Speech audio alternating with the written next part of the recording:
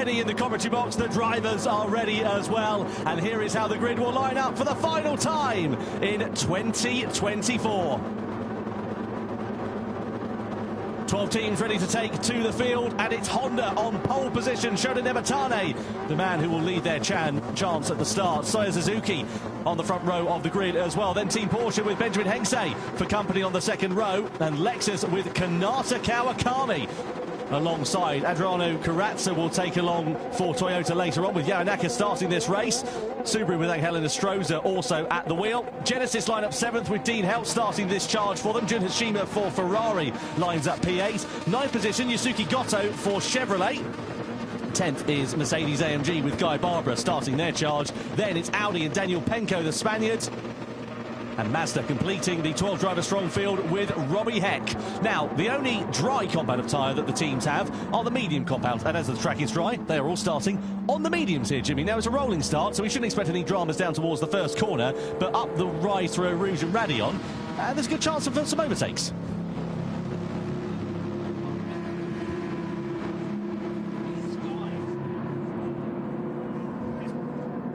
It's dark and foreboding here at Spa at the moment. You can see the grey skies. I mean, I think we know what's coming at some point, but when do our drivers, what do you do with that strategy? All starting on mediums for now. Honda leading the way here at Spa for the grand final. Will they still be there come the end of the race? Well, who is going to be crowned as the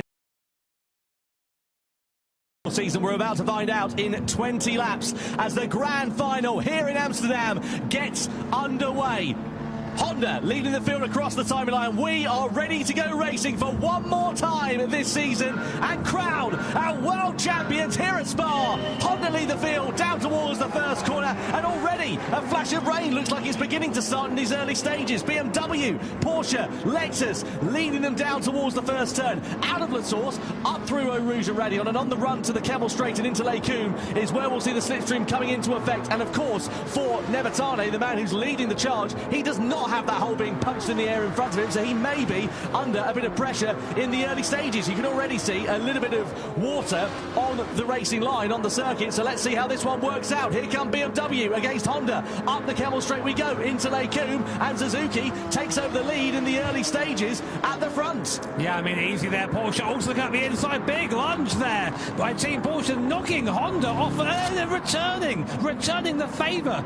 Team Honda, big slap there. I think that's Nematane at the wheel there off that Honda. I mean, all's fair and love and war, but I'm not sure the stewards will agree with that one. It's a marathon, not a sprint. That's what you've got to remember in this race. You can't win it on the first lap, but you can certainly lose it. Toyota getting into the back of Porsche there, and also in turn pushing Honda a little bit wide. It's aggressive, it's feisty. Honda now side by side with Toyota through X as well. Toyota with no room. Genesis trying to find their way through. They've got momentum. This is scrappy here, lads, in the opening lap of this one. Genesis now side by side with Toyota down through Pouon. 2 by 2 through there is a little bit brave. Toyota managed to get the better of Genesis, or do they? Because they still run side by side on the exit. That's going to shuffle them out and allow Subaru to come back through and try and challenge them for position, and do so. So Toyota, the big losers on the opening lap, they've lost 2 places from where they started. Yeah, massive start there, but Dean Helt in the Genesis car really getting his elbows out early doors. I mean, Dean's definitely that sort of driver. He'll make the move if he needs to, but then understeering through the first stab, though, that allows Team Subaru to try and get into Stroza in the car for them at the moment. But that's a small gap now opening up between first, second, third and fourth, and that second pack in fifth backwards. But at the front, Team BMW have just bolted away at the moment. Suzuki at the wheel, we know how quick he is in that BMW, and just showing it there, taking the place early, and he's just cleared off. So Honda, not a particularly brilliant start to their race. Let's have a look at what happened here with this overtake then down into Les Combes. On the outside here of BMW, now Honda, keep an eye out for Porsche behind, because they're going to come through stage right. Up the inside they go, pushes Honda a little bit wide. They go off to the runoff, returning the favour. Porsche get muscled out there as well. And like candy from a baby, Lexus go through and up into second as well. Optimistic. I mean, you've got to go for it, of course, but then that to rejoin from the Honda, I don't know if it's because they just hit a bit of AstroTurf and the car didn't grip, but it looked like it just slid sideways onto the back of the course and connecting Porsche on the way through. So, I mean, sometimes I think the stewards just go, well, listen, you're as bad as each other, deal with it, and then no further action. But I've not even seen them investigating yet, so... No, it seems like it's been deemed a racing incident, because, as you say, there's been nothing flashing up on our timing screens. Up we go in towards Les Combes. And Porsche sitting there in third place and not close enough to mount a challenge to Lexus at the moment. Benjamin Enkse behind the wheel of that car, the Hungarian driver who was made an emphatic debut earlier on this year. If you remember back to World Series 2 in Prague, challenged for the victory right up until the final corner. And I dare say if that track had been a couple of 100 metres longer, he would have been on the top step of the podium. It all came down to tyres in mixed conditions. So let's see whether they can repeat that feat here tonight. Genesis versus Subaru, Ferrari and also Chevrolet. Four abreast. Look at this. How do you thread the over needle? Ferrari going to outbrake themselves and go straight off into the Ardennes. Chevrolet left to pick up the pieces there. Well, and somehow Genesis and Subaru managed to emerge without any problems as Mazda have picked up a 1 second penalty. I love that Ferrari there they were heroes for approximately a second and then just completely off they go. But Navatani in the Honda there, just about clinging on inside that top four at the moment to the back of Porsche.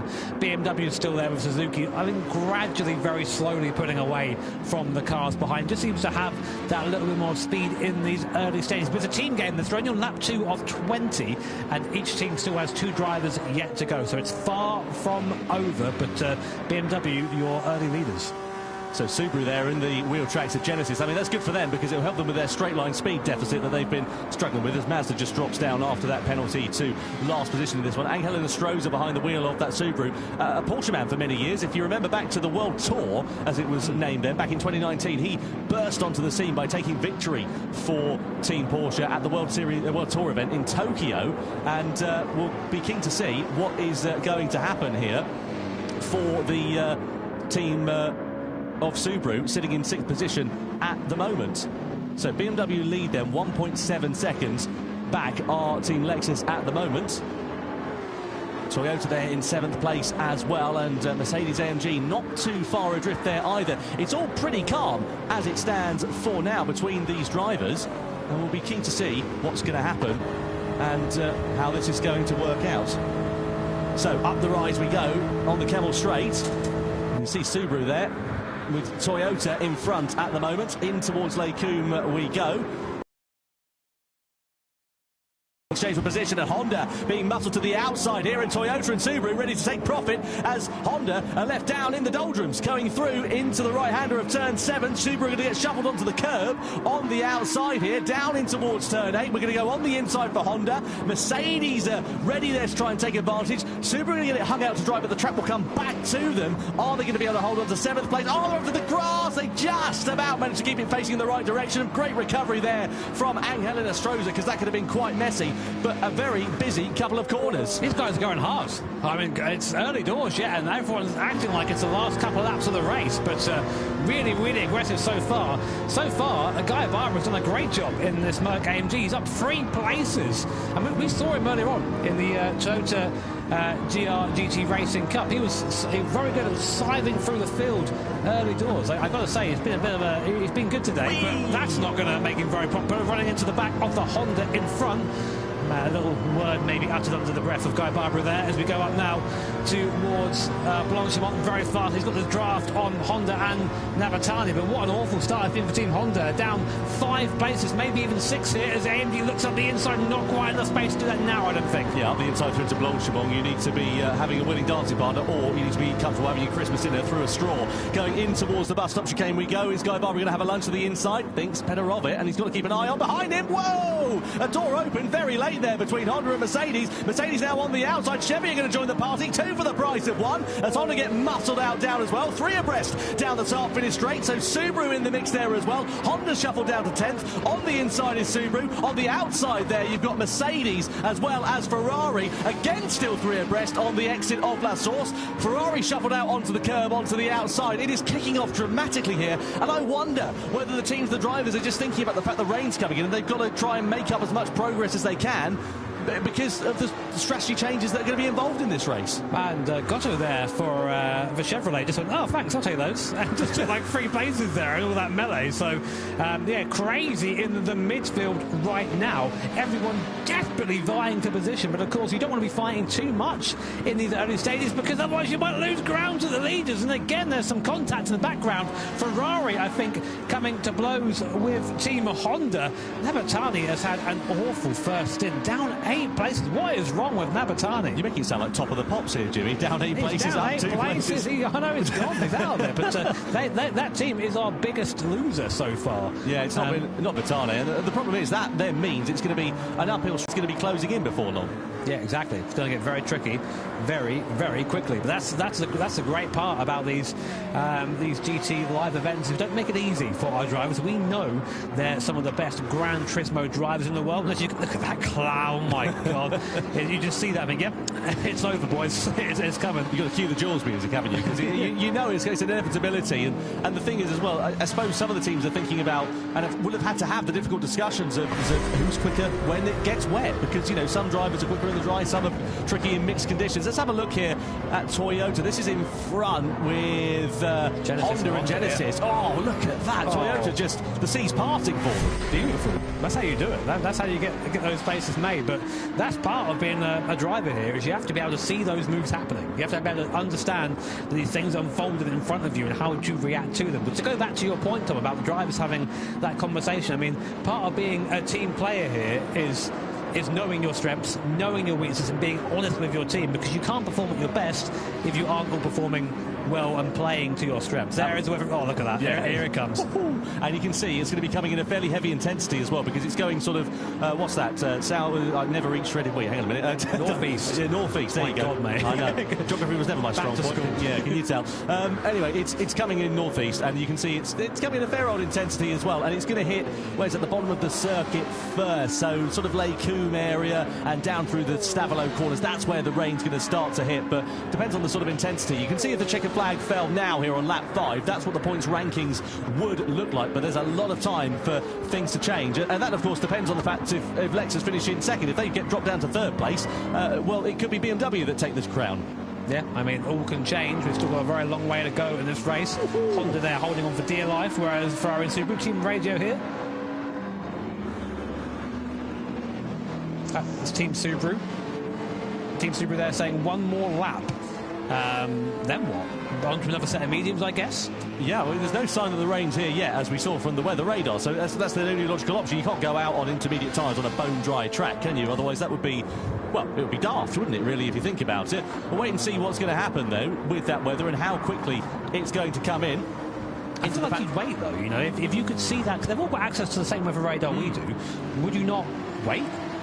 Well, that would be the logical thing, unless they're trying to throw a dummy and play a bluff. Let's have a listen.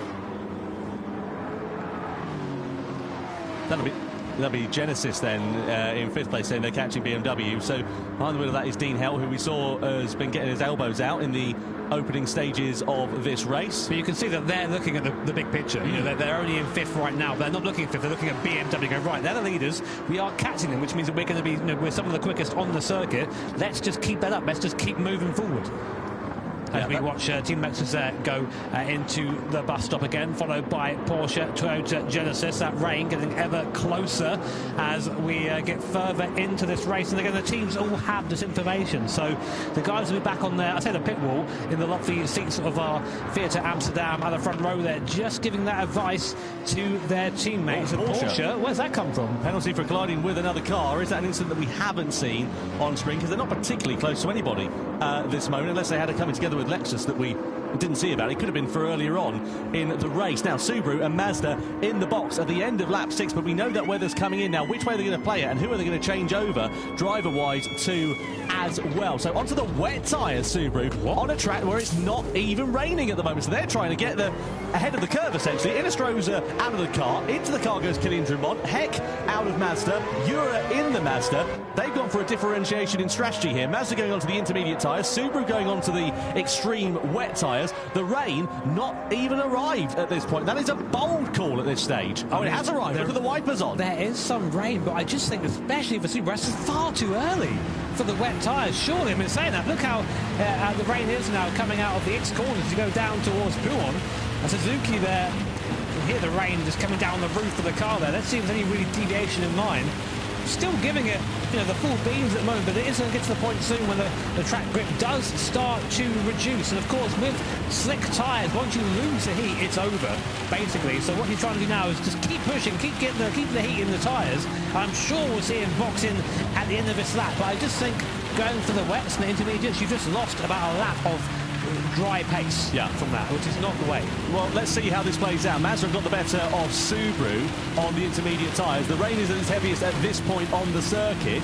In terms of the weather radar, we can see from our commentary box, it is going to be absolutely tipping down over the course of the whole track. Very, very dark clouds, and you can look at that. So anybody who's on the slick tyres, they now have to come in. Look at how quickly the complexion of this race has changed as the rain has come down very, very suddenly, and those who are on the slick tyres are going to have to come into the box. But are those who pitted early, Mazda and Subaru, going to be able to take benefit of that early stop? I don't think they are, because the pace, though it's going to be a bit slower, I don't think it's extremely slow. It's not like they're tiptoeing around, is it? No, I mean, they seem to be at a decent pace coming in. But now's the real question. Do you go for intermediates, or do you go for a full wet tyre? I mean, the idea is you try and skip the intermediates if you can, just to make, if you are going from one extreme to the other. Let's see. All our drivers coming now, every team in. Unsurprisingly, as the rain comes down, you can see now the trails in the pit lane. Waiting for our first cars to come in. Here is Team BMW, our leaders. Now, what do? This is crucial for their race. They go on to the wet compound tyre. Full wet there for BMW and Lexus. Do Porsche and Toyota follow suit? They don't. The Bouteille in for Team BMW. We spoke to Super GT Steve Brown earlier. He said that Bouteille were one of the fastest drivers in that BMW. Now, here are Team Mazda, Team Subaru. They opted to pit earlier, but they're miles away. Absolutely miles away. It was a bold gamble. I didn't think it was going to be one that particularly paid off. I'll tell you what is interesting is you've got a right mixture of tyres here at the moment. Some have gone on to intermediate, some have gone on to wet, and the problem is it's moving quite quickly, this weather at the moment. It's sort of going from a light blue on the weather radar to a dark blue to a light blue again very quickly, and dark blue means it's heavy rain, light blue means it's light rain. So this is going to be hugely interesting. Of course, different drivers now in the car for the most part as well. So Labouteille's behind the wheel of the BMW. Lopez now in for Lexus. Mosso in for Team Porsche as well. Serrano in for Toyota. Yuito Sasaki in for Genesis inside the top 5 as it stands for now. The top 2 on the wet tyres. Likewise, Genesis and Chevrolet. Porsche and Toyota sticking with the intermediate tyres then at this stage in the race. And only time is going to tell if this is going to be a gamble that will pay off. We'll have to look at the sector and the lap times. Yeah, we'll keep you updated, of course. We'll have a little while before we know which is quickest. Coque Lopez now in the car for Team Lexus. Man, this guy, what a veteran of Gran Turismo. He's won pretty much everything. So he knows how to win a race here at Spa in the Group 3 cars. And we'll be keeping an eye on some of the crossover times. Let's have a look. So we think that at this point, the best tyre to be on, if you're doing 2-minute 30 lap time plus, is a heavy wet. Intermediate, it's about a 224 to 230, and after the racing mediums, anything under a 224, you should be on that slick compound tyre. They're definitely slower than that right now. We're on board with Team Toyota, and the rain already seems to have sort of let up a little bit. It's not quite as dark as it was before, but still coming down through this second sector. Now we go, tough spot here. You've seen Team Porsche taking that wet line, getting off that rubber, and then onto the curb on exit. Wouldn't want to usually be there, but seems to be a little bit of grip out there. Jose Serrano, Team Toyota, coming up the hill. And looks like Lexus, Coque Lopez, is bringing that gap down to BMW in front.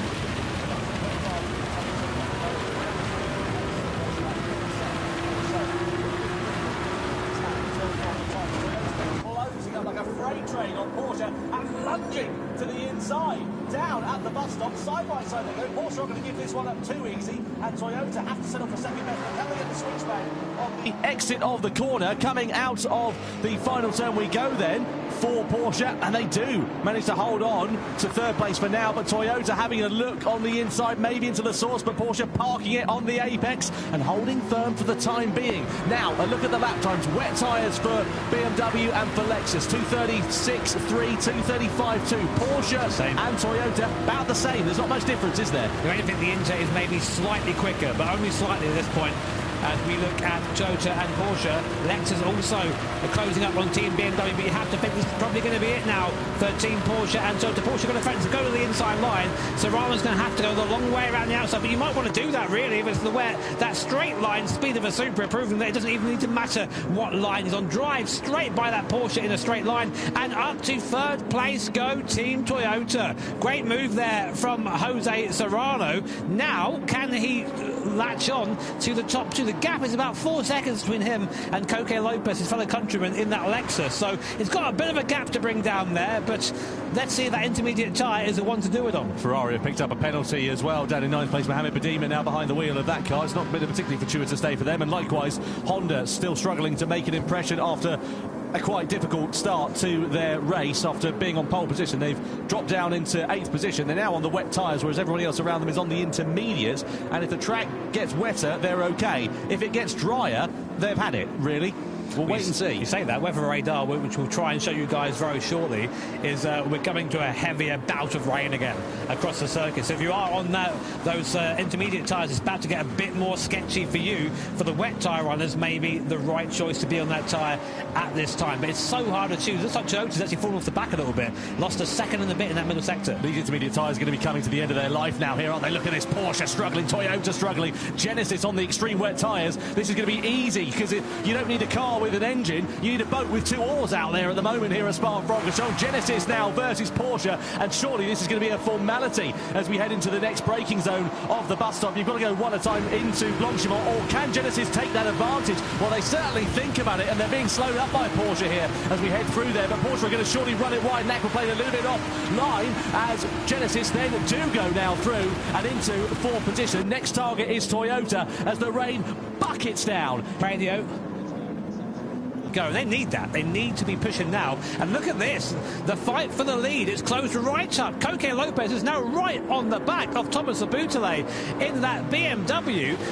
Coque Lopez on a charge right now, on board now with the Spanish driver in that Lexus RCF up Eau Rouge to the top now through Radion. And we're now just in the draft of the car in front. Do we go for a move here? We latch onto the back of the team BMW deep into the slipstream. Let's see if the racing line differs. Still on the draft. Will Coque Lopez go through his pulls out to the left, then ducks back inside, dummies him, takes the place, goes up into first and holds the BMW's contact, and they're both off into the grass there. Same thing happened earlier on, Tom. He just got onto the AstroTurf, and there's no grip out there, and just slides back onto the circuit. It's so hard to hold the line when you've got a lack of adhesion when the rain is coming down in the intensity. It's starting to ease off a little bit again. It was heavy for just a minute or so, and that favoured the wet weather runners. But if the track again dries out, if the rain gets lighter, and according to our weather radar that we can see the correspondence, it looks like it's going to for a little while. So that could bring the intermediate runners now back into play in a lap or so's time.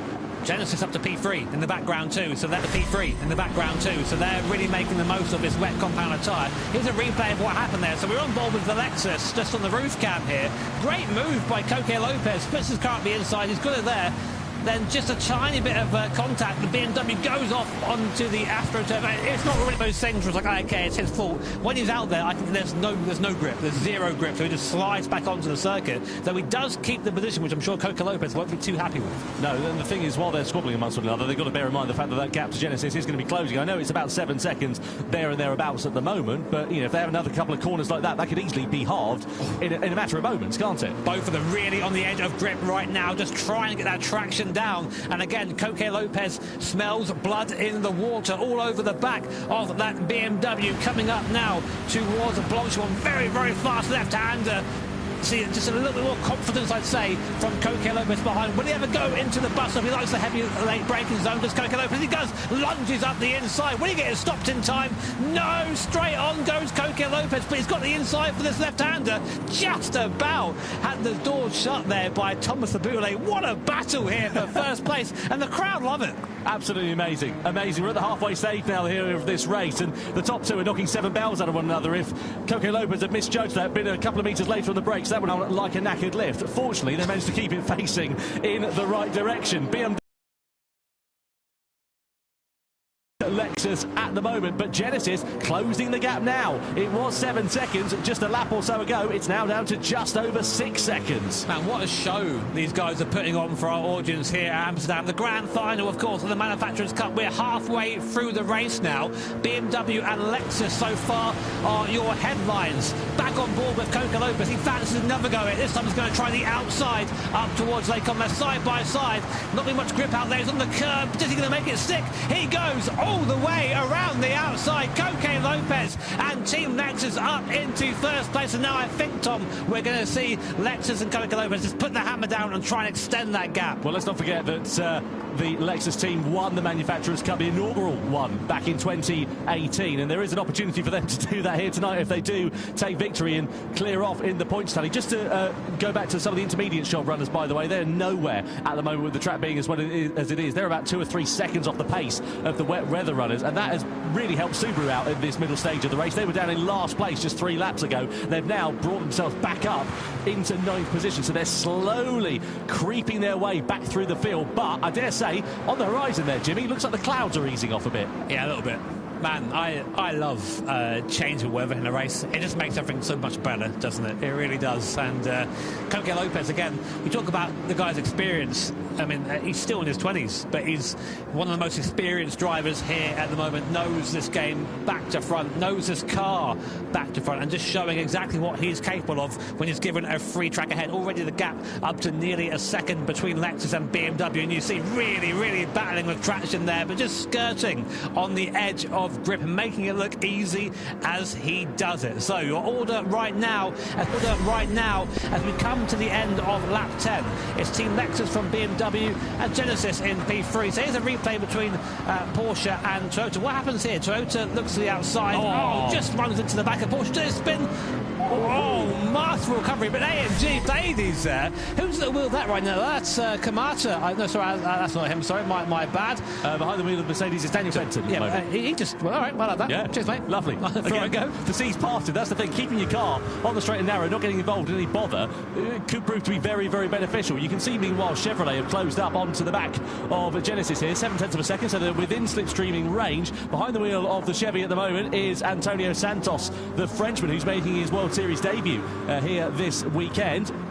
And we'll see whether he is going to be able to ruffle a few feathers at the moment. How's Chevy done that? Team radio? Yeah.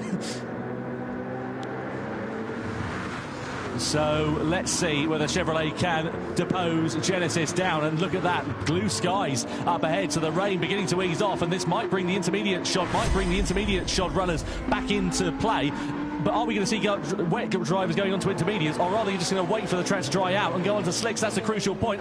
More problems for Porsche as they spin off on the exit of Below, all of their own accord, and go tumbling down the order. What a shame for Artemosso. They were... Oh, man, Mosso not happy, is he? No, he wasn't. No, he wasn't. He certainly was not, Artemosso, and now down into last place. Well, very fine margins here in the GT World Series. What I was going to say, sorry, before we saw that replay there, is that is our second place, current second place in the standings. Yeah. Now, pretty much out of it. That is it. We need to have a look at the live point standings, don't we, at the moment? Well, it's Lexus and BMW who are at the top of the pile, and Lexus, by a comfortable margin, if the checkered flag fell now, would be crowned as the champions. But there's still plenty of time for things to change, and as you saw there for Porsche, a couple of mistakes over the case of a couple of laps, and their race has turned completely on its head. And we've only seen so far 2 of the 3 drivers from each team. So still a couple of drivers yet to go. This race could still change, as you say. And now it is still raining slightly, but you can see the water is starting to be dispersed there as Team Genesis really hanging out on that curve. You don't want to be there in the wet. It's very slippy out there. Hello. There is still, I mean, there's still rain due, but like...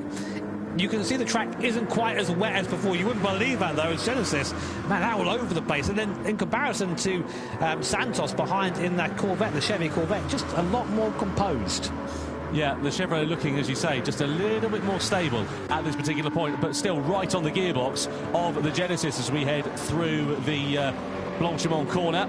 And Chevrolet now ahead of Genesis and up through into third place whilst we're looking at this battle a little bit further down. So we'll have to get a replay of that overtake for position, because now it is Antonio Santos in front of Yuito Sasaki then. Out of the final corner we go. And is Sasaki going to be able to repay the favour on the Chevy down in towards turn 1? Don't think they're going to be close enough at the moment. Well, Chevrolet have shown consistently similar pace to Genesis, in fact quicker pace over the last lap by about a second or so, as BMW pick up a warning for a collision. And look at this now, BMW back in front of Lexus. So Lopez, whether he made a mistake or something like that, I'm not 100% sure, but there must have been a smattering of contact between the two. It now means the Frenchman, Le Boutelet, behind the wheel of the BMW, is now back in the lead of the race.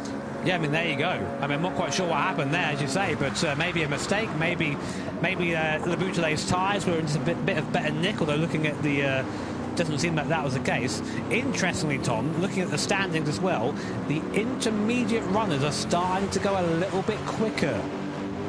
Yeah, in fact, a bit quicker than the wet, sorry. They've had to go through the sort of ugly stage in the middle of this one, haven't they, where they've not had the pace. But now, as you can see, the rain isn't really falling that much, if at all. It's falling that much, if at all, to be honest with you. And that's where the intermediate shop runners, the race will begin to come back to them. But the crucial thing is, have they lost so much time? So let's have a look here what happened with BMW and Lexus into La Source. Lexus a little bit deep on the brakes. BMW are going to get a good exit out of La Source. Is there going to be contact side by side going up through into Eau Rouge and Radion? No, it was just a mistake there from Coque Lopez, which allowed Le Boutele and the BM to go through and take the lead. Just better traction out the corner, wasn't it? The BMW just picked up really nicely, and the Lexus was just there, just left standing. But Toyota got a penalty as well, red dot flashing next to their name, so not been a particularly brilliant race so far for Jose Serrano. There he is in the background, a half-second penalty, so track limits violation, 1.5 seconds actually for Toyota. That's even worse, so they will not be retaining their crown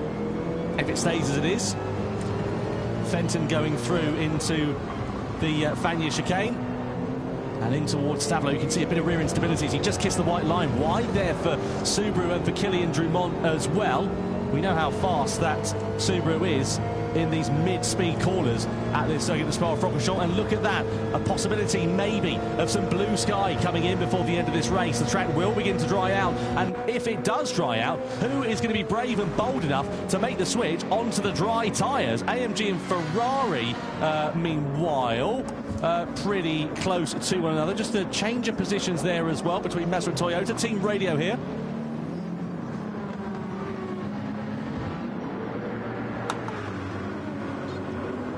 So dry time is later for Genesis. That's Yuito Sasaki, the voice that you were hearing a few minutes ago. So I think what they're going to try and do is stay out on the wet tyres. And that's the problem, isn't it? But the intermediate runners, they're kind of quids in here at the moment because they'll have more grip underneath them as the track begins to dry out, whereas the wet runners won't. But all have got to stay out, really, until the right time to switch over to dries. And we can see just about weather radar on that left-hand side. That is the last of the rain. So we will probably have a drying, if not dry, circuit towards the end of this race. And this is where the intermediates are going to start to shine, and those wet tyres are going to start tearing themselves apart. I mean, the track, it's still in a condition where the wet or intermediate tyres are both viable, but we're going to see that Inter get quicker and quicker and quicker.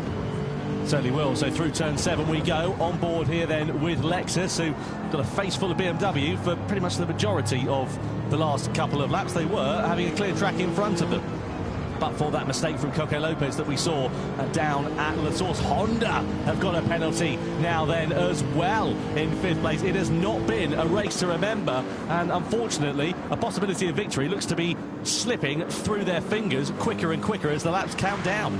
Tell you what, it's been a great middle stint from Santos, the French driver, his first time at one of these events, and he's taken that Chevrolet up to 3rd place for now, only 7 seconds behind this battle.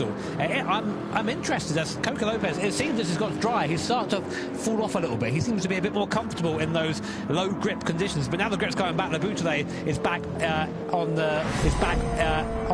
the pound seat and just that little bit quicker. Keep an eye out for AMG and Dan Fenton as well on the intermediate compound of tyre. Let's have a look here at him and Kylian Drumont in the Subaru. Coming in towards X corner then, through the left-hander. Is Drumont going to go onto the curb? And oh, just look at the traction, look at the drive that Fenton's got on that intermediate tyre. He's just going to steam past him down into Pouhon. Yeah, it's been a bad race strategy-wise for Team Subaru, that's for sure. Definitely not gone their way. But, well, again, there's still another driver yet to go. AMG Mercedes, Fenton there at the wheel of that. He is the lead intermediate runner. He's going to be a great yardstick, and of course all the teams are going to be watching that. BMW, Lexus, Corvette, Chevrolet, sorry, they're all going to be watching what happens there on the time. Wow, it's really coming down the times now. 2:28 from Le Boutele on the BMW. We're now firmly in the window for those intermediates to be quick, and that's the problem for the wet shod runners. So you can see the top 4 all on the wet tyres, but behind them Daniel Fenton. Team radio here. Oh wow, big call. So that's Sasaki and Helt at Genesis exchanging notes with one another in fourth place, and they're working out when is the best time to change over to the dry tyres. So there'll be a driver change. Sasaki will get out of the car. Nicky Romero will be behind the wheel for what looks to be their closing stint in the race, and all they've got to do is try and find the right crossover point, and it could come to Genesis here, because the last thing these wet shop runners want to do is stay out too long, allow the Inter runners to close up, and then they've lost the advantages that they gained in that middle stint. Well, we thought that the crossover point for the racing medium tyres, which is what the guys have available to them for dry tyres, is a 224. We're not quite there yet. But look at the intermediate runners, Jimmy, as well. Wow, yeah. Dan Fenton lost around 226.9. Wet shop runner nearest to him is Genesis, a 228.5. A 225 from Porsche and Mosso. So I think you're right there. Yeah. Sasaki was right. Get on there. And the thing is, all the rest of the teams now, actually look at that. Mercedes AMG Fenton, he's gained 1.3 seconds on Team Genesis, and Genesis has been quick on this middle stint, but the tyres now starting to definitely go the other way. So all the teams must know this right now. You see a lot of people standing behind rigs. Miyazono there watching on, getting ready to get in, I think. And this next lap is going to be pivotal for the race. Will they pit? Will they stay out? Let's find out. Absolutely. Well, it's going to be busier in the pit lane than the supermarkets on Black Friday, isn't it, in a few moments' time, because there's going to be a lot of activity going on with drivers changing over, presumably all to the dry compound tyres. The wet shop runners there, the hand is kind of tied behind their back at the moment. They've got no choice but to change over to that one. Otherwise, as I said, that advantage is just going to be washed away, so to speak. Mercedes closing up so fast. I think you have to risk it. You have to risk the slick now. Yeah. I mean, because if you get caught napping, it's not worth just a couple of seconds. It's going to be 4 or 5 seconds. So let's see. Our first teams coming by the pit lane. Will they pit in? BMW and Lexus. What are they going to do? Our leaders have gone past pit lane. Have they come out? I don't see them. No, Lexus aren't in. BMW aren't in. Genesis go in then. So they're deciding to take the gamble. They said they were going to go aggressive, and they are the first of the wet shop runners to blink at the start of lap 15. Subaru also following them through. Not surprised at all. Subaru and Honda under investigation a few moments ago for a collision. They've got nothing to lose at this particular point and everything to gain. Meanwhile, look at Mercedes now right on the gearbox of Chevrolet, and this is surely going to be a formality, a matter of time before the Mercedes muscles their way past the Chevy. Yeah, Fenton was 3 seconds quicker that lap. That's how much the difference between the wet and intermediate right now. So he just needs to go past him, just drive by and try and make the best of his intermediate. So now we have our first teams risking the medium slick tyre. This is where it's going to get tricky, because that little dry line you can see we're driving on now, that's the only surface of the circuit which has any grip, and it's still greasy. It's not completely dry. So you see, even on the curves, look at the grip difference. It's crazy. Unbelievable there for Dan Fenton in the Mercedes, and coming out of turn 7 down in towards Rivage of turn 8. Is he going to drive around the outside? I thought he was thinking about that. But, you know, he's going to get held up for another couple of corners, but as I said, it's only a matter of time. We've seen moves being made through turn 9 of Ix with drivers on the wet tyres running wide, and the problem here for Fenton is he's just getting held up, and look at that, he's just waiting to get on the power. He needs to just steam past him here. He's not being clever. He's driving right behind him. He's not giving himself the opportunity to this should be it now. But they did.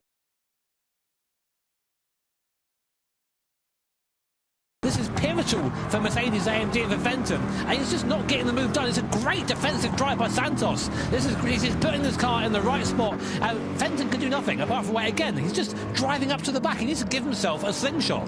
Yeah, just needs to lunge, doesn't he, at the point? But look at Santos there, just parking the car on the apex. He's going to try and get the switchback here, is Dan Fenton, but again goes onto the wet part of the track, and then he doesn't have the same grip underneath him that he needs, and that's the problem here. So this is really compromising Dan Fenton, and also Mercedes AMG's race here, and a possible podium could be slipping through the net, courtesy of the dramas that are being stuck behind Chevrolet here on lap 15. We'll wait and see how it all plays out, but we've got one more pit stop left to go, and surely now, if you're on the wet tyres, you've got to make that pit stop at the end of this lap. Otherwise, you're going to be up a creek without a paddle, so to speak. On the brakes we go into the final chicane. Chevrolet defending the line, and surely they're going to come into the box. Mercedes do as well, and that was a brilliant lap there from Antonio Santos for Chevrolet, and no surprise at all to see the last of our wet and intermediate shop runners into the box for their final stint. If you want a class on defensive driving, that was it. That was a car that was 3 seconds a lap slower than the car behind it, and managed to keep him there just by placing his car in the right point. Definitely round of applause there for Santos and Team Chevrolet. But now we get into the business end of this race. Everyone, and I mean everyone, coming into the pit lane to go over to that medium compound tyre. But you see Roach there, very slow on exit, just waiting to get up to speed. There you go, now on to the dry line. Where are those who went for the dry tyre first? Well, Genesis were the first runners to come into the box, weren't they? So that will be the proof in the pudding. They're up into third place. They'll have a bit more heat in their tyres as well. They'll be a little bit more worn later on. But look at that wide there for BMW, up through Rouge and Radion for Callum Roach there. And that could leave them under pressure from Harold Velsen in the Lexus. He's got a great run coming up the Kemmel Straight and in towards Lake Coombe. Is Velsen going to think about a move on the inside? The problem is that the wet line, or the dry line I should say rather, is so narrow that if you go off it, you're going to be going straight to the scene of the crash into Lake Coombe, and they line astern, and that just gives Roach a little bit of breathing space to get those tyres up to the right working window. So to give you an idea of that decision for Romero, it paid off or not, it did. They gained about 3.5, 4 seconds there on the top two, which puts them in striking distance if anything happens in. If these guys start fighting, Roach at the wheel of that BMW is a very, very quick guy. If these guys fight, then they might end up being caught by Team Genesis, and that battle for the lead becomes a three-way fight. Although also AMG and Benelli in the background. Here are the life point standings. If things finish now, Lexus would be your champions by 1 point. That's all it is over BMW. Genesis third, AMG fourth, and Subaru up into fifth. But we still have 5 and a bit laps to go, or 4 and a bit laps to go of this race, and these are the tricky conditions where you're on that very narrow racing line, and when you go off things, and when you go off that line, it can all go wrong from there. So, yeah, Lexus and BMW team radio here.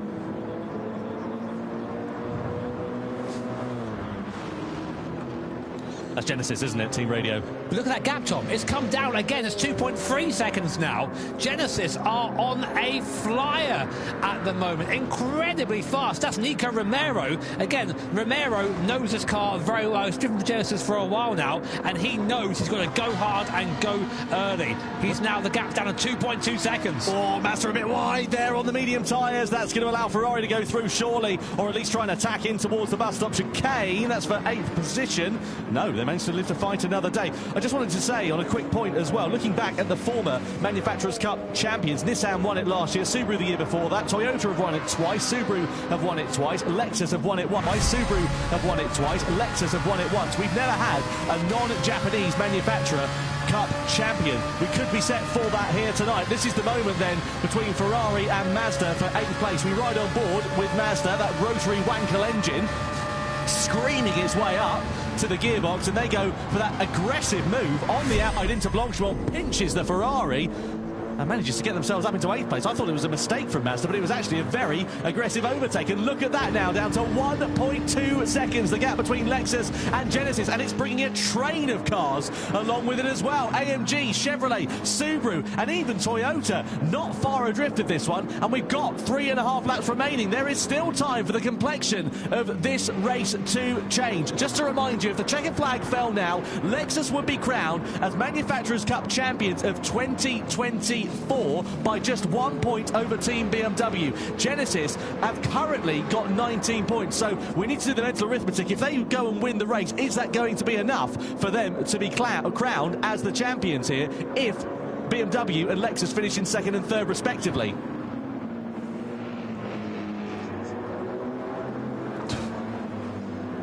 Oh man, I mean, that you can now feel that Nico Romero and Dean Howe are like, okay, this is our chance, we can do it. And look at him, maybe a little bit of a smile there on the face of Nico. He knows he's got pace, but he's not there yet. The gap down to 1.7 seconds. Look who's behind though, it's Benelli, and he is fast. The Brazilian driver from Mercedes AMG is latched onto the back of Team Genesis, and this is a guy you don't want in your mirrors. Extremely quick driver is Benelli, and it feels like the whole field just sort of come back together a bit at the end of the race as the dry running has maybe changed the dynamics of the car slightly.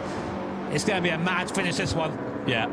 hold on to your hats then and stand by your beds, because it is going to be a cracker here for the grand final of the Manufacturers' Cup. Under the brakes we go, in towards the bus stop chicane. Genesis holding firm in third place for now, but I mentioned that train of cars that's coming through. They are all going to be nose to tail in just a lap or so's time, I'm sure of it. Over the timeline we go. BMW and Callum Roach 0.3 of a second in front of Harold Valson in the Lexus. Genesis, meanwhile, last time around they were over half a second faster than leaders BMW. Likewise, Lucas Benelli was in turn half a second faster than the Genesis. So Benelli and AMG, as Jimmy said, on an absolute charge at the moment, and it's anybody's guess as to who is going to claim victory in the grand final here tonight, but who, of course, is going to claim the overall crown here as well. Harold Valson at the wheel of Team Lexus. Super sub, of course, subbing in for Igor Fraga, who can't be here for this final. What a performance he's put in there, the Chilean driver. Lexus are within reach of yet another Manufacturers' Cup title. All they've got to do is stay where they are. They stay where they are and they win. But look who's behind them. Team Genesis and Nico Romero. Lucas Benelli as well for Mercedes AMG. It's not going to be just simply drive to the end. It's going to be watch your mirrors and try and keep that place. If they do lose that place to Team Genesis, BMW will be the Manufacturers' Cup champions. So still all to play for with only 2.5 laps left. I'm hugely excited to see how this one is going to work out. Tell you what, Benelli's challenge has just faltered a little bit on this lap. He must have made a mistake, the Brazilian driver, because he was right on the coattails of Romero a few corners ago, and now he's 1.1 seconds adrift of the Spaniard. Here we are. Subaru and Chevrolet as well, not far adrift of them either. It will take one little mistake and that whole field compresses. I'm telling you now. So through into the finish game we go, Team Radio. No more talking, I know what to do. That's got to be Callum Roach, hasn't it? That has to be the voice of the American driver. Just let him get on with it. Let him deal with the job at hand. There are the live points rankings if the checkered flag fell now. But there are faster drivers behind the BMW of the Lexus, the Genesis and the AMG. Well, there's nothing that really Callum Roach can do right now. He is the best in the lead. It's up to what happens behind him, which will dictate who wins the decider for the season, and we only have 2 laps left here to go at Spa. Genesis, they seem to be stuck in that 1.5 second range, or Lexus have got that little bit closer to BMW in front. Do you attack if you're Team Lexus? I mean, if you finish where you are, you're champions. Yeah, absolutely. That's the thing. Do you play it safe? There's no point throwing it up the inside, sending them both off the track potentially and taking that risk. But the problem is, you can see that Genesis and AMG are still lurking there in the background. The problem is they're running out of time. We've got 2 laps now remaining. He's going to have the draft up here, so there might be an opportunity. BMW need to win this. They have to win, so I think Callum Roach will be defensive here. But Paul there through Eau Rouge and Radion for Team Lexus. And look, Team Genesis now are in the draft, only a second behind. Meanwhile, Subaru and Mercedes AMG go side by side. That is Takuma Miyazono versus Lucas Benelli. Will Miyazono try the outside line? There's contact between the two. Oh, and they both go off. Oh, well, Benelli did not want to give that one up. And Chevrolet going spinning round up at Lake Comas. Well, that's a disaster for the American manufacturer. They were having such a strong race. Mercedes AMG pick up a penalty and they're under investigation. Well, the thing is, you've got to give racing room to the car on the outside. And to my money, Miyazono wasn't given that. It cost them both time and it's cost them potentially both a chance of victory. So maybe a 5-way squabble has been now reduced down to a 3-way squabble, has been now reduced down to a 3-way squabble. And you can see there that Lexus are now dropping off the back of BMW. Let's have another look. This was almost comedic timing from the Corvette. What happened here? So there was contact there, and the same thing happened behind. True, the same thing between Toyota and Chevrolet. And just like that, 4 manufacturers are pretty much out. Toyota given a 3-second penalty, and rightly so. Look at this. Look how close Genesis are now and Nico Romero. He's within striking distance, and this could have massive ramifications for the championship standings here if Romero can just get by Lexus. So it could be winner takes all stakes between these top 2. A little bit wide there for Lexus on Stavolo 2.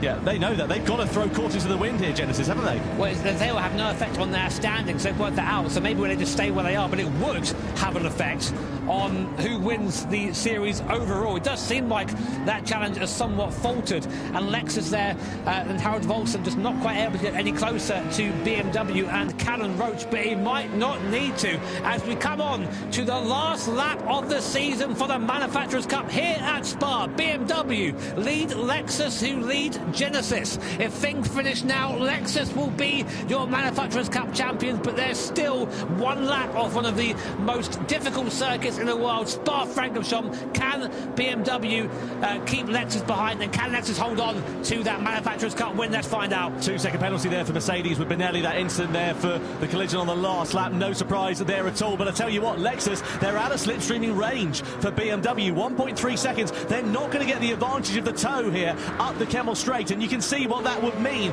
because Lexus would still win it by 1 point. They're going to have the middle sector of their lives as Mazda look for a lunge on the inside of Subaru down into Lake Coombe. Nothing doing for them at the moment. The seas will open though soon, because Benelli with that 2-second penalty will mean that Subaru and Mazda will elevate themselves up to 4th and 5th place here respectively too. Will that change though the position for Genesis, because Subaru would be tied with points if they move up? Yeah, there is a good potential for that one. We'll wait and see how it works out. Through the left hand and we go. The final sector of the lap awaits. Yeah, so that's Genesis there saying that they're going to have to settle for P3. Let's have a look at this battle, though, between 5th and 6th place, because this could decide whether Genesis do finish P3 once this penalty has been served for Mercedes-AMG. Mazda having a look to the inside. Nothing doing for them here in towards the Fagnes chicane. And the penalty is about to be served here for Lucas Benelli and the Mercedes as they come out of Stavelot. Yeah, interestingly, whichever of these cars finish ahead of each other will be 4th in the final rankings. They're all tied on 17 points if they finish now. AMG will go behind Subaru and Mazda serving this penalty. A good charge from Benelli, but unfortunately too little too late. So there goes Miyazono up into P4. There goes Mazda up into P5. So Subaru now tie with Genesis, as do Mazda for 3rd place.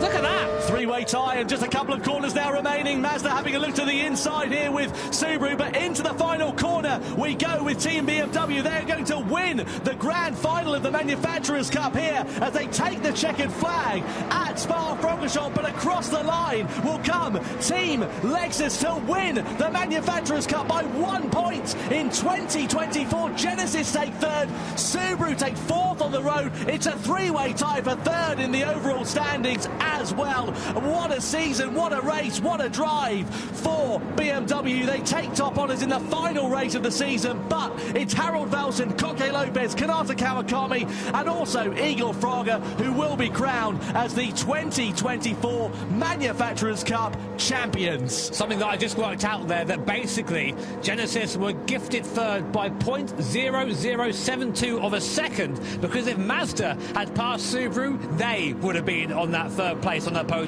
That's how close it was for that last step. But as you say,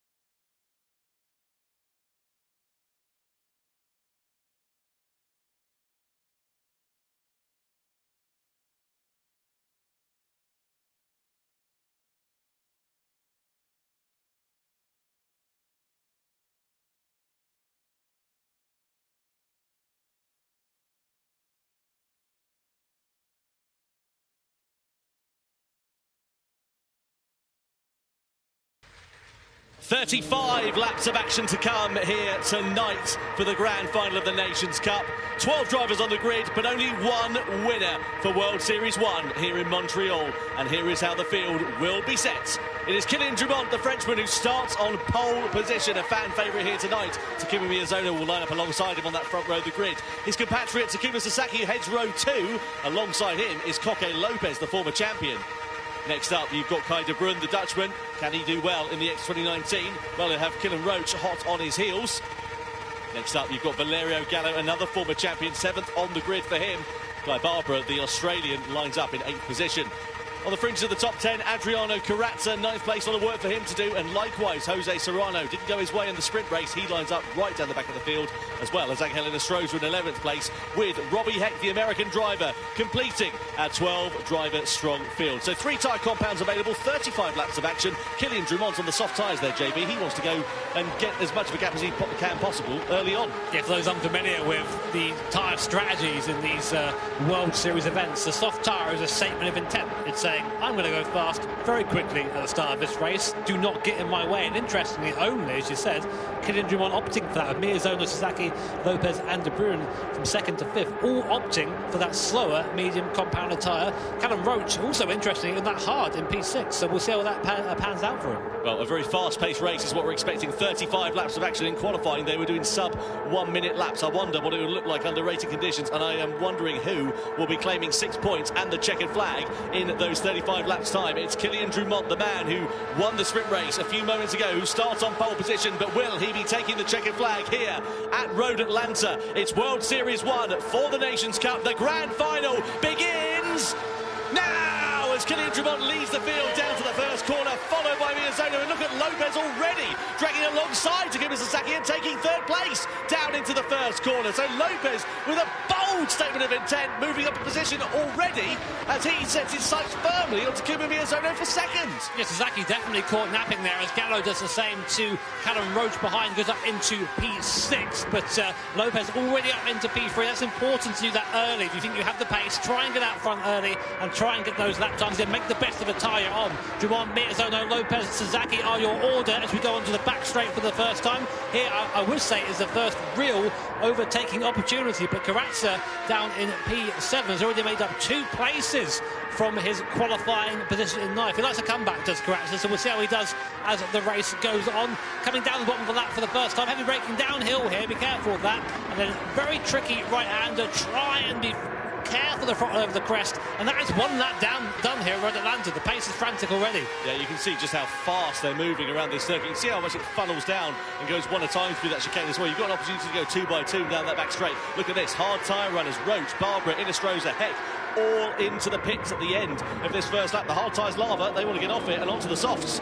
Yeah, so people coming in for that tyre, you're wondering why they're doing only 1 lap on this hard compounder tyre. Well, the regulations say you have to use 1 tyre at least once. It doesn't say each tyre is once, and it doesn't say how long you have to be on the tyre. So if the hard compounder tyre is a 2nd lap slower, you know what, in the bin. Penalties coming in for Takuma Miyazono. Valerio Gallo at the start of the 2nd lap. Is that track limits? It must be. Yeah, half a second there for Miyazono. That's going to drop him into the clutches, and if not, allow Coque Lopez to get past him. He's coming into the penalty zone, is Takuma Miyazono. And what about Lopez? He's going to go cascading on through and says thanks very much and goes into 2nd place then. So the Spaniard having a quite brilliant start to this race, and now he's got his sights firmly set on Kylian Drumont. Yeah, Coque Lopez is comfortably the most experienced man here out of anyone in the field. This guy's he's done 60, was it 63 races he's done at these live events. He knows how to win races. He knows how to win championships. So, yeah, definitely any move to be made, he'll make it. On board Sasaki, what a great camera view. There's going to be a real sense of speed of this thing. I drove this thing around here yesterday, and I've got to tell you, it is very difficult to keep up with this thing. It's incredibly quick for this S section. You can see that you can't go 2 by 2. It's 1 at a time through that section. There's not that many heavy braking zones on this circuit. You go down into 4th gear for this right-hander. It's the chicane, really, where the best overtaking opportunity is on this track. And you can see now, it's the age-old story. Miyazono versus Sasaki. They were knocking 7 bells out of each other in the sprint race here earlier on tonight. And now they're close to one another, nose to tail on track. But Miyazono darts under the slipstream here of Coque Lopez. As we come down the back straight, Miyazono's got the inside line. He's got track position. But does he have the overspeed on Lopez to get 2nd place back? He does. So Miyazono firmly asserting his dominance over the Spaniards. The draft is so strong in these cars. You might notice, look out front, look who's managed to break that draft already on that soft tyre, Kylian Drumont. So watch out for Kylian. He needs to put in some very quick laps now, but we'll check in with him later. Meanwhile, on board still with Takuma Sasaki. This time it's Coque Lopez he's looking at the back of, and not his countryman Takuma Miyazono. We go back down the hill here. What an awesome circuit, Road Atlanta. One of the best circuits in the US, in my opinion, and probably in the world, actually. if we're going to talk about that. But such a challenge for these guys and these drivers. Now look at the back of Sasaki. Look who's managed to catch him back up. It's Kai de Bruin. Out of nowhere comes the Dutch driver. Looks up the inside here, inside onto the straight, and Kai de Bruin up into 4th place there, just biding his time, made the pass. But now he's going to be giving that draft to Sasaki behind him. Yeah, lunging onto the scene and lunging to the inside of Takuma Sasaki was Kai de Bruin then, and Sasaki's trying to repay the favour as we come down this back straight. Bit of a tap of the lights there for de Bruin as we head down into there, but you can see him feathering the throttle here, Takuma Sasaki. He doesn't want to go past, he wants to use the slipstream to his advantage. I wonder, because we're expecting this to be a bit of a fuel consumption race as well, if he's just trying to save a little bit of fuel in these early stages as well. Yeah, Stewart seeming thinking something to investigate there between the two drivers. I don't think so. It's just hard racing from there. But going back up the hill here, and already the gap between de Bruin and Lopez. You see this going on. Here's a replay actually of a bit further down the hill. This is Serrano and Carrazza. So Serrano gets past Carrazza, just giving a little moment of that curve that I saw him in qualifying make that mistake. It's very tricky to put down 800 horsepower with no traction control at that corner. Yeah, especially with the aerodynamics are not working at their optimal, because of course you're not going that quick coming out of that particular turn on the track. Very aero dependent and very aero efficient cars, these machines. You can see Lopez there now down in 3rd place, 7/10 of a second. He's sort of dropping off the back of Miyazono at this point. Sasaki's down into 5th position then at this point. De Bruin's up into 4th place. So down this back straight we go, and Sasaki with now more work to do than he was anticipating at this stage, especially given where the Japanese driver started. But de Bruin is on an absolute flyer here. He's right onto the back of Koke Lopez. They're both on the same competent tyre. It's not like de Bruin's got an advantage with tyre comfort. He's got a phenomenal amount of pace. He's got the inside line. Can he lunge into T1? That was audacious from Kai de Bruin as he goes up into 3rd place. Those sort of moves are just 100% commitment. Kai had already decided before it even got past Lopez that I'm going for this move. If he turns in, he turns in. But Kai needs to do that. He's got pace right now. He cannot afford to have that pace hindered by the cars in front. Now, Koke Lopez, very quick driver, but I wouldn't say in these cars he's the quickest in the field. Just to give you an idea of the difference in terms of pace between de Bruin and Lopez. Lopez last time around a 1 minute flat, 7.94. Kai de Bruin a 1 minute flat, 1.62. 6/10 of a second faster. In these cars around this lap, that's a fortnight's worth of pace. And that is the fastest lap of the race, even faster than Dumont on the soft compound tyre. Well, it's not over yet, is it? This one with Kai de Bruin. Kai de Bruin and Sasaki under investigation. So I wonder whether that's what caused Sasaki to go down the order. Let's have a look and see what happens later on as this continues on. That was no further action, Tom. Right, sorry, beg your pardon. No further action there, so the steward's thinking, yeah, that's fine. And we go back to this amazing battle. 290 kilometres an hour for the apex of T1 there. I cannot imagine the size of these virtual drivers and their necks are through there. They're massive. But what happened there? Sasaki just proved, I think Lopez got on the curb a little bit there. Yeah, quite possibly, unless they said no further action, unless there was a bit of contact that we didn't see, and Lopez has just been the gentlemanly thing of letting off. I don't think that would be the case, but again, we didn't see exactly what happened. Anyway, it now sits with Sasaki in 4th place, Lopez in 5th position, de Bruin up the road in 3rd place. Interestingly, Tom, sorry, I'm just looking at the timings. Miyazono was quicker than Dumont on that. And there's no slipstream, that is just pace. So maybe those soft tyres are starting to go the other way. Maybe the medium tyres are time to be on around here. Well, we're expecting the tyre distance to be about 7 laps or so, weren't we? We were expecting the mediums to be the favoured bit of rubber underneath these drivers. And Valerio Gallo there sitting in 6th place at the moment, not having too bad of a run. Got a good view of the battles unfolding in front of him, but he's not quite in contention for the podium places at this stage at the moment. This is what we are used to seeing in these longer formats of races. It starts off quite frantic, it gets a little bit quiet in the middle stages of the race, and then it really picks up towards the end until the stretches begin to unfold in front of us. We're using all that curve there and a bit more and some of the grass on the entry and the way in there. You know what, if it works, it works. And if the stewards don't say it's within track limits, then it's all free real estate. So following Valerio Gallo as he closes onto the back of Koke Lopez. Lopez there had a great start there, managed to get up to 3rd place initially, but since then he maybe lost a little bit of the pace and is starting to fall back down the field again. Dumont managing to lap a bit quicker that time around than Miyazono, but they're just trading lap time. So it's interesting to see that soft tyre not quite performing at this stage of the stint. Nope, just see Kylian Dumont there, 2.3 seconds the advantage he has on that soft compound tyres. Is he going to be coming in within a lap or so? Goes round this time, carrying on with those tyres. 1 minute flat 7.03. He was half a second slower than Miyazono last time around. So maybe. Let's have a listen here to Lopez.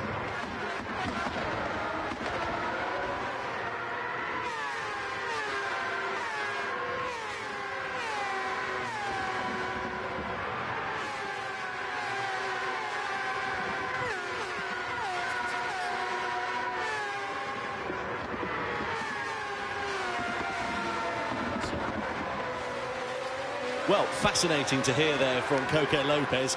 Really good to get a bit of backstory about the driver, the former Nations Cup champion, as he sits in 5th position. Right behind him, though, is another former champion, Valerio Gallo. Look at the tyres on the rear of Kylian Drumont, down to 23%. They're going to be feeling pretty second-hand at this stage, and they're going to be going down at a fast rate of knots. He carries on in the lead of the race for another run round, does the Frenchman at the moment.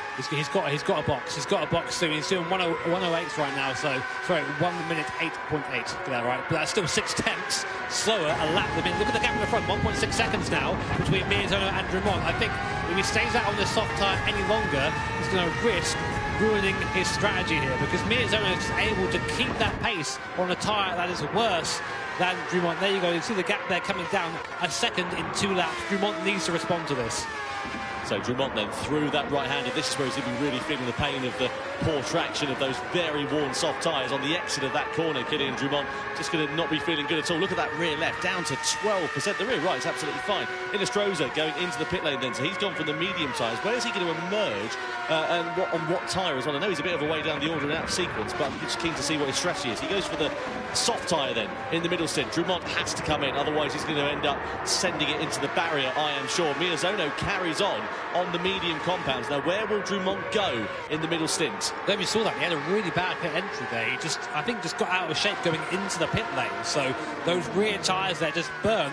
He goes on to another set of the soft tyres. So that's at least a free stop then, is going to be from Kylian Drumont. And I think that's going to be the fastest way around here, Tom.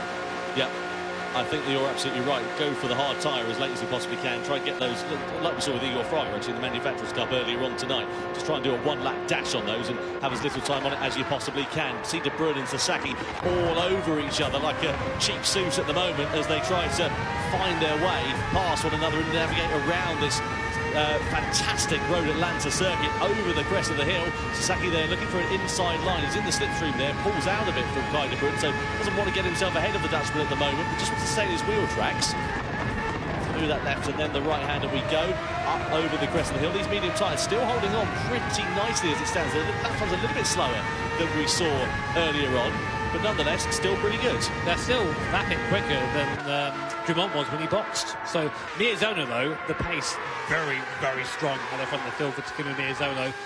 Comfortably the quickest man in the first 5 cars. Serrano actually the quickest man on track on that last lap, down in 6th place, but not quite making his way to the front of the field just yet. So we're with Valerio Gallo right in the wheel tracks and bumping Coque Lopez. Now he just got a warning for that, and I just saw him do it again there right on camera. So that, I'm not sure what the stewards are going to say about that. I don't think it was. It's a tricky one because you don't want to lose momentum, and you can do that by giving the guy in front a little bit of a tap. But if you do that, you might also risk damaging the cars. Look at that in front as well. You've got De Bruyne versus Sasaki. He keeps doing it, does Valerio Gallo. And the stewards will be coming down like a ton of bricks. Lopez decides to get out of it. He lifts off the throttle down this back straight, says thanks very much, and lets Gallo back through. He wants absolutely no part of what's going on at the moment, does Coque Lopez. And I wonder whether Gallo may be under investigation once more and possibly being set for a penalty here, because the stewards have seen now another 3 instances of that over the course of that last lap. Yeah, you can get away with it once or twice, but after that, maybe not. But we'll see. I mean, I hope we don't get a penalty because I want to see the race start on circuit. But that's just how things are. There are rules for a reason. Still on board with the Italian Valerio Gallo. Pace is good for him on this mid-stint. 1 minute 0.2 last lap, so very, very quick at the moment. He's got the bit between his teeth and now looking to try and close in on Sasaki and Kai De Bruyne, who I think his effort has, I'd say it's not fallen off. He's done a 1 minute 0.4 last lap. Interestingly, a mistake, I think, from Miyazono last lap. A 101.1, which is about half a second slower than he has been doing over the course of this race. Sasaki looking to the inside of Kai De Bruyne, up the inside goes the Japanese driver up into P2. Now, can he catch his fellow countryman? Beautiful block pass there from Sasaki as he came through the chicane. He's coming around that right hand, a tighter line though, and De Bruyne's not going to take this line down. Is he going to try and do exactly what he did last time on Lopez? He goes for the move on the inside and goes through, back into second. Kai De Bruyne, fantastic bit of commitment he's got through that first corner, and that's left Sasaki under threat here from Valerio Gallo. Look at him pushing the rear of the Japanese driver's car. You've got to be so careful, especially through these high-speed corners. Any wheel-to-wheel contact, and it's straight off for the single crash. Lopez there there, going through on Gallo, and you can see Roach there as well. He's out of position down in 11th place. So what's happened there to Callum Roach? Because he's down in 11th place. He's already a lap down. Something's gone wrong there for the American. He's made 2 stops at this point, and it is a very short lap, but I'm not quite sure what happened. I think Lopez isn't the sort to run into the back of someone. Maybe Roach just got a bit out of position there. Roach now trying to unlap himself from Coca Lopez. We don't really get many instances of cars being lapped around here, and driving up the inside, and now... The thing is, this is going to cost Lopez time. Callum Roach, he's well entitled to do that. You can unlap yourself, but Lopez is going to be, well, madder than a polar bear in the Canaries after this one, because it's ruining his race at this stage. And look at the gap now that's been presented between himself and Sasaki. It's up to half a second. Now he's got all of that hard work to do again, with a fast and furious American behind him. Stewards are going to be busy on this one, I think. But yeah, what an interesting scenario, because we've never had a lap that's been this quick in these cars. And if you box twice earlier, which is what Callum Roach has done to try and have a fast run later on, then you can end up being a lap down. But honestly, at this point, I don't know what the rules are.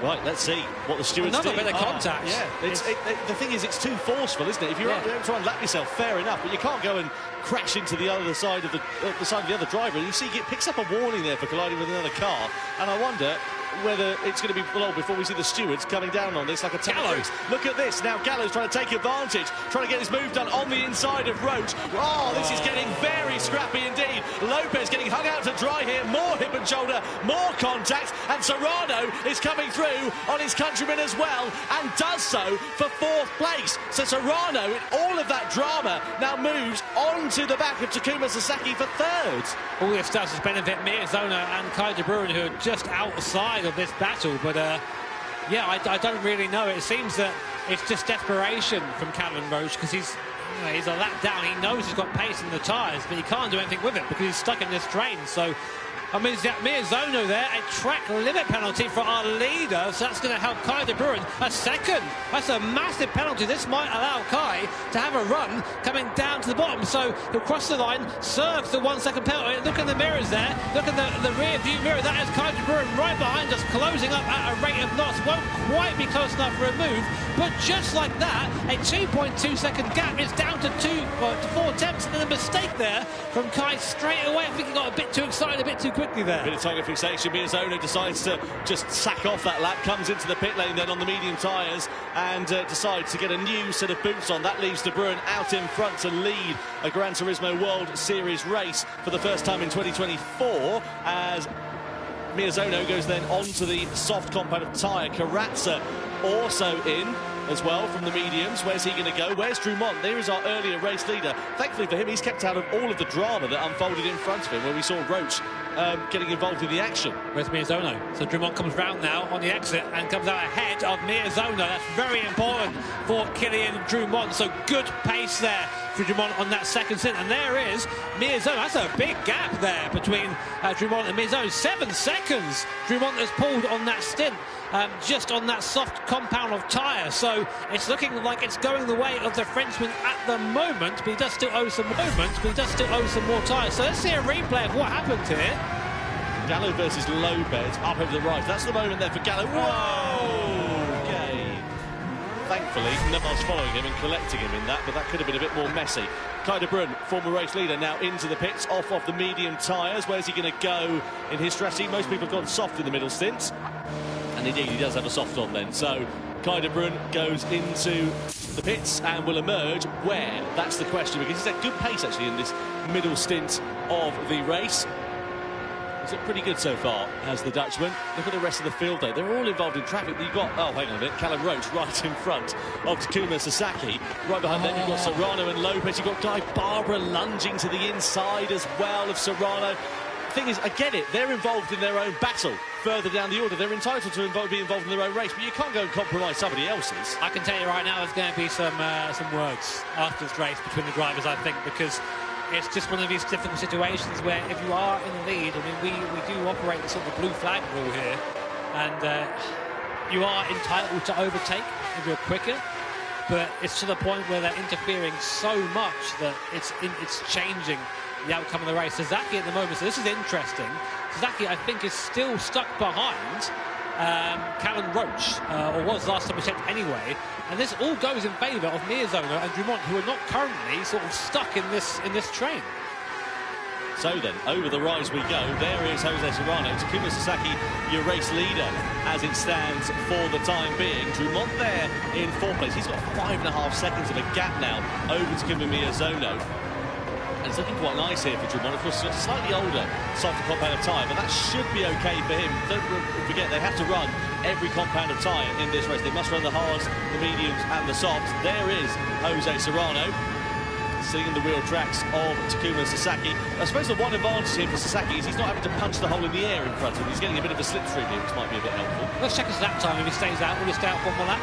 He does.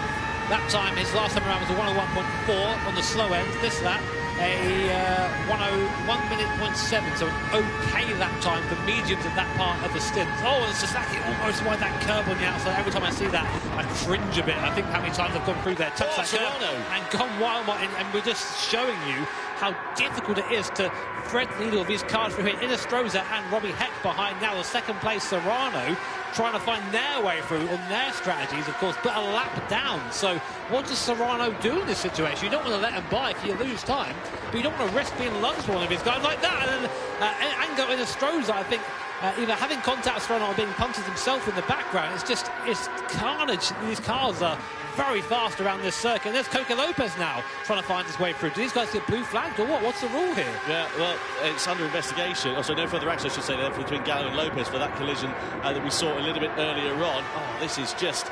You can feel the heart sinking for Coque Lopez here because he's right behind these two drivers who are squabbling, quite rightly, for their own positions at the moment, and it's just costing him time. Serrano comes into the pit lane then at the end of the 21st lap. Lopez does well. He had no choice, though, did he, really? I wonder if that forced his hand.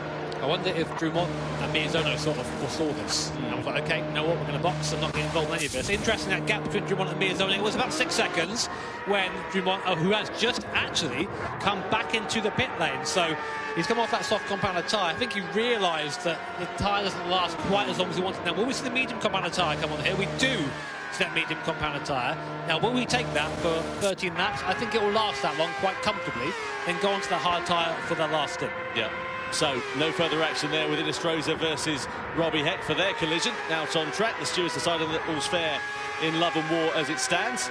So, Sasaki, the only driver who hasn't made a pit stop in this race, just to remind you, he's managed to run those medium tyres, I should say, 21 laps from the start of this race, which is mightily impressive, but I bet you they're going to be feeling pretty clapped out now, and he'll come into the pits, and indeed he does. That is going to release Takuma Miyazono to the lead of this race. Now, where does Sasaki go in terms of his strategy? He's been on the mediums. Does he go for the soft in the middle stint and try and run the hards right at the very end, or does he do a middle stint on the hards? He does do a middle stint on the hards. Now, how long is he going to run this for? You'd imagine one lap, one and done, then stick the softs on for the end of the race.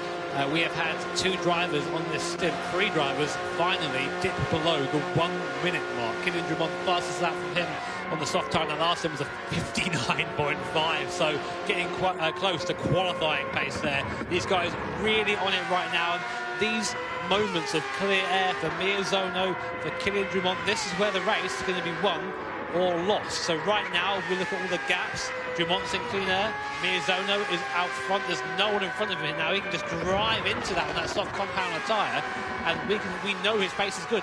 He's going to want sub 1 minute laps every lap now. Qualifying pace is needed for Miyazono if he wants to win this race. So, on board here we are with Coque Lopez. Up front there is Takuma Sasaki through that right-hander. There you go. You've got kind of Brun not too far up the road there as well. Just in front of them, I think that's a bit of black traffic once again in this race, isn't it? Looks like it, yeah. In fact, is that Jose Serrano? It's difficult to tell from this angle as we come down this back straight. You see Lopez there closing up onto the back and lunges his way to the inside for 4th place. Decisive there then for Lopez. Obviously he's on the soft compound tyre compared to Sasaki's hard, but that just goes to show you how much more grip he's got under braking. Yeah, I mean, that was just easy move for Coque Lopez. Up into P4 now. This is Coque Lopez's favourite place. He loves a P4, just Coque Lopez. He's always sort of hovering around here. Good last lap from him, 59.7. So the pace is there for the Spaniard in the X 2019. Is it enough to catch his fellow countryman? Callum Roach, though, is between them at the moment. so that might help him slingshot up to him as it is. So here are the current tyre stats so far. Miyazono has taken the medium and the soft, as have the other top 4 runners. A reminder, you do have to use every compound of tyre. Only person, the people who've done that so far, are the bottom 4, which is maybe the reason we've seen them being lapped at the moment. So, lap 23 out of 35. Miyazono still leading this race. He's on the soft compound of tyre as it stands. He's setting very fast lap times. Another 59.9. He's the only driver, aside from Coque Lopez, who was in the 59s last time around. But here is the man who is trying to challenge him for that victory. He's kept himself out of trouble, out of harm's way. Crucially, out of all that lap traffic drama that we saw early on as well. It's Kylian Drumont, the man who started this one on pole position, and that is going to be music to the ears of him. Look at that clear air in front of him. It's very hard to come by here at this Road Atlanta circuit, but at the moment he's lapping it up and doing a superb job. Probably the only thing I can foresee for him is that he's got Valerio Gallo on the soft compound tyre behind. Both, though, roughly about the same sort of time. The fact is, Drumont last time around was a 59.8, and that is exactly the same time that Gallo was setting on the soft compound tyre.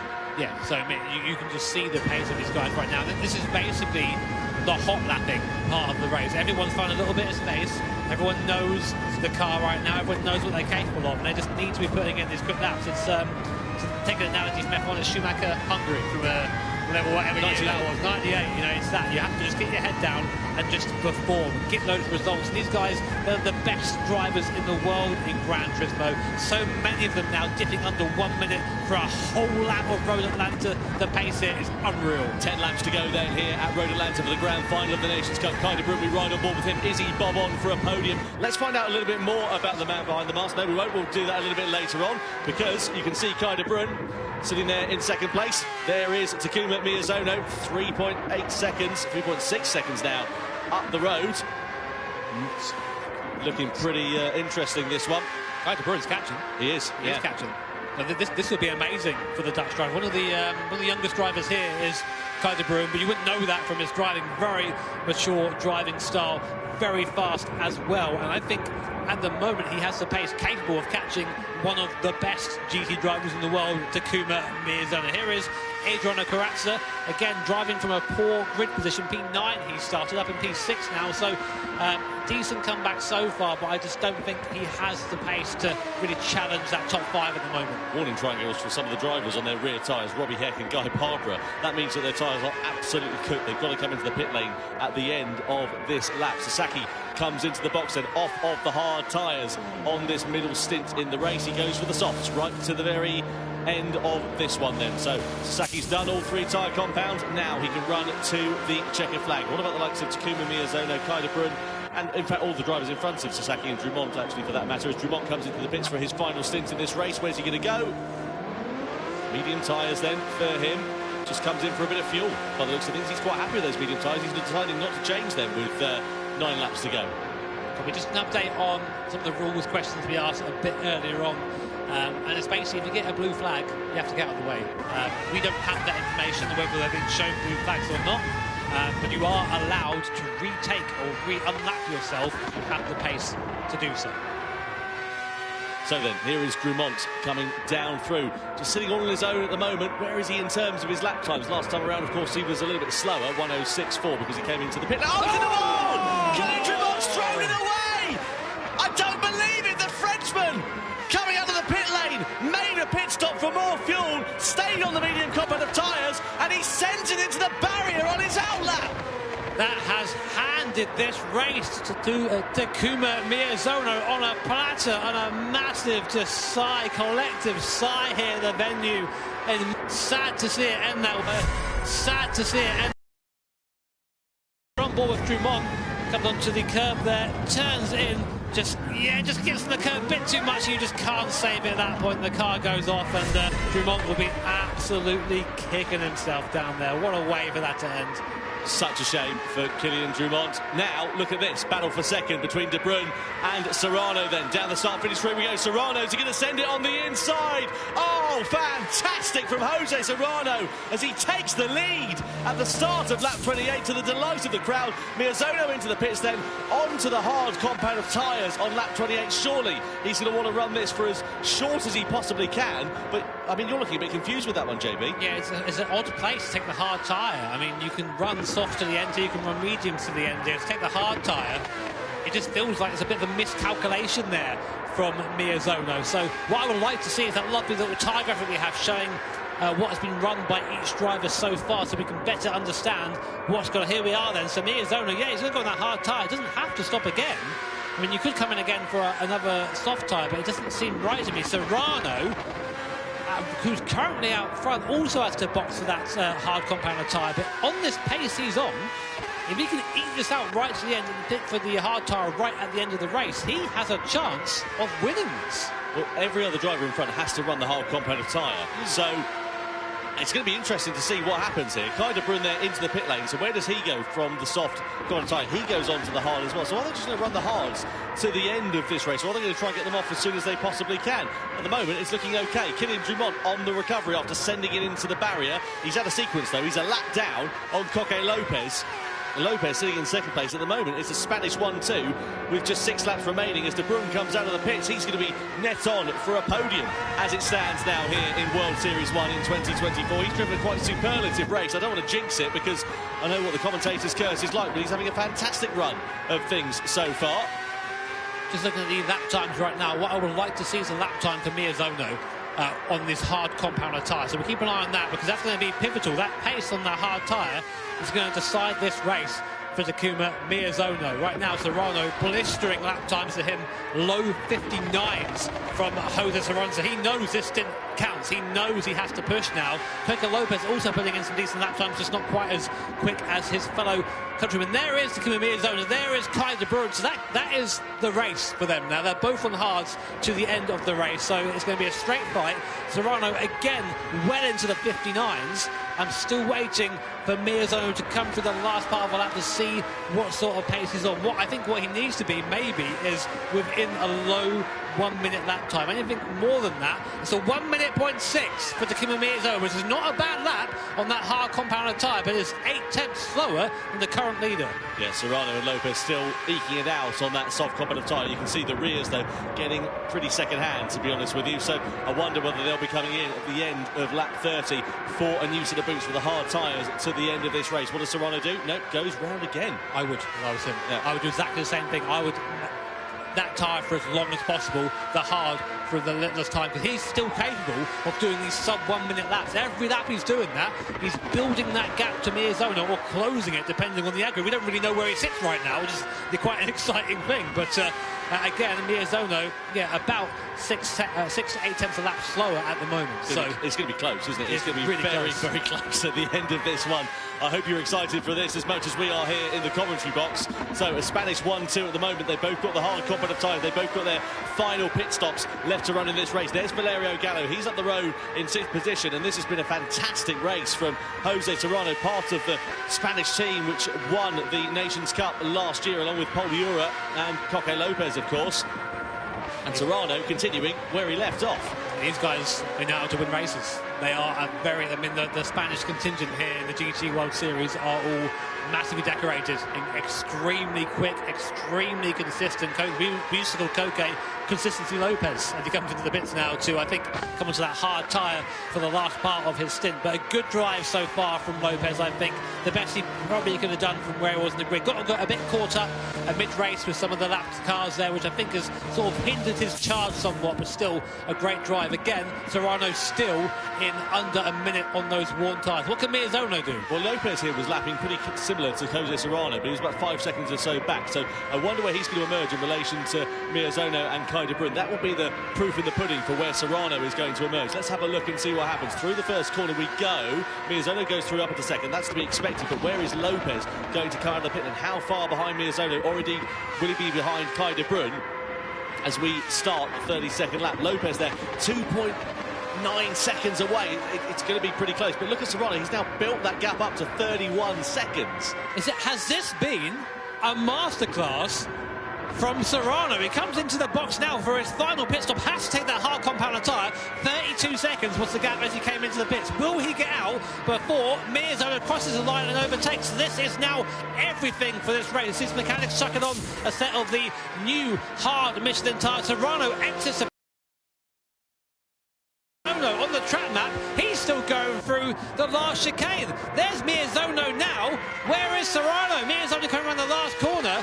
Serrano now exiting the pit lane. Where is he? Across the line. Still waiting. Still waiting.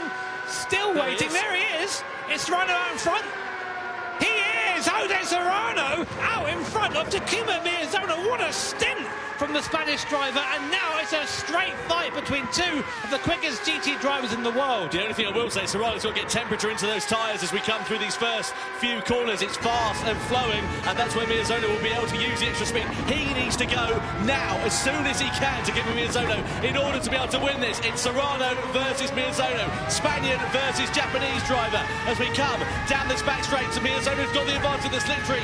Is he going to have a dive to the inside for the chicane? Serrano's going to be wide to that, goes to the defensive line, tries to park it on the outside. Miezono goes for the outside line. Side by side they go, down into the chicane, and Miezono leads at the end of lap 33. That was crucial for Miezono. He needed to do that to take the lead away and retain his chances of victory. This fight is going to go down to the wire. I guarantee Miezono was shocked when he saw Serrano ahead of him there. No one would have suspected Jose Serrano to have that pace in the mid-stint, but we should know better than that by now. This guy is a multiple winner here in the GT Life and the World Series. Miezono rocketing away down the hill there, using the advantage of not having to run through the dirty air, and he just needs to build a bit of a gap coming down to the straight. Already 8 tenths in that first sector. Miezono is locked in now. Can Serrano do anything from here? Sasaki with a penalty there in P5 as well, but the battle remains up front, weaving on the straight, trying to break the draft. Can Serrano do anything to catch Miezono? Well, the crowd here are absolutely loving this one in Montreal, and Miezono pulling out an advantage of 0.6 of a second in a lap. 2 laps soon to become 1 remaining then here for Miezono. It is now or never time for Jose Serrano as we come around the final corner here at Road Atlanta to begin the final lap for the grand final in the Nations Cup. It is advantage Takuma Miezono as we go through turn 1. You have to wonder, what if Serrano stayed out one more lap on that soft tyre? Would it have mattered? Would it have counted? Who knows? But we're on the last lap here, 8 tenths of seconds to lead. Miezono just rocketing away in that first sector. I think Serrano had a mistake there. The gap over 2 seconds now, and Miezono showing you why he's one of the most respected drivers in the Gran Turismo community. This guy putting on the clinic here. He's only got half a lap now between him and victory. Miezono looking dominant once again. This has been an absolutely fantastic performance from Takuma Miezono. It looked like it had swung in the direction of Jose Serrano, but Miezono was there. The temperature was in his tyres. He was ready to pounce. He had the initiative. He took the initiative. He took the lead of the race away. And now he comes through the final series of corners. What a commanding drive from Takuma Miezono here in the Nations Cup as he rounds the final corner at Road Atlanta to win World Series 1 here in Montreal. Fantastic. Takuma Miezono takes top honours. It's a double Spanish podium with Serrano leading home Coque Lopez as well. And a fantastic race for Kai de Bruyne, the Dutchman. 4th position at the checkered flag. But what a drive. He's not a triple world champion for no reason at all. That was the drive of a man who wants to get another title in 2024. Amazing drive by Takuma Miezono, but of course big mention to Jose Serrano. He's plus 8 positions from his starting place. He almost won this thing. That middle stint was outstanding, but you have to wonder what could have been if there wasn't all that confusion mid-race with the lapped cars. That definitely cost Coque Lopez, definitely cost Jose Serrano, definitely cost Kai de Bruyne time. Miezono was probably the only one that didn't get in the way of that one. So, but amazing racing here, and just like always, the Nations Cup comes down to the last lap. What fantastic viewing. Let's have a look then at some highlights from that fantastic race. Takuma Miezono taking top honours, but it was Kylian Drumont who started it on pole position on the soft compactive tyre, and it looked like he was bob on for running a blinder of a strategy. We saw some great moves being made from Kai de Bruyne as he elevated himself up the order. Coque Lopez here with Sasaki as well. They had a bit of contact with one another earlier on in the race. It all got a bit messy in the mid-stint as we saw some lap cars getting involved in the action, which cost a lot of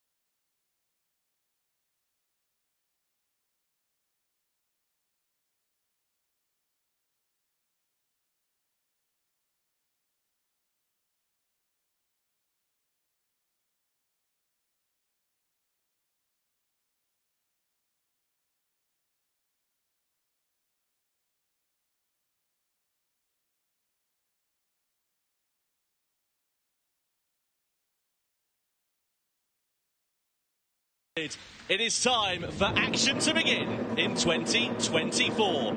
Manufacturers' Cup then. Here is the first grid of the 2024 Gran Turismo World Series. Starting on pole position on home soil at the Autodromo de Interlagos, it is Igor Fraga. Takuma Sasaki joins him on the front row of the grid with Guy Barbara in the AMG Mercedes third.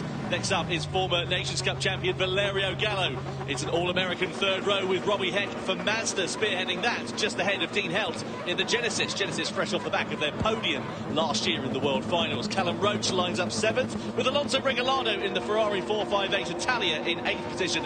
Angelina Stroza, new challenge for him with the Subaru this year. Not working out so far, down in 9th place on the grid. Donovan Parker rounding up the top 10. Nicholas Iriagada is in 11th in the Audi R8, and then Adriano Carrazza botched his qualifying lap in the Toyota Supra, giving himself a lot of work to do. Now, Jimmy, I'll first look at the tyres here, and we can see the top five, starting on the softs. Yeah, unsurprising, really. If you're Igor Fraga at the head of this field, you want to try and get away as soon as possible. The worst possible thing on these opening laps is to get involved in a fight and lose time. That's how tight the margins are in these races.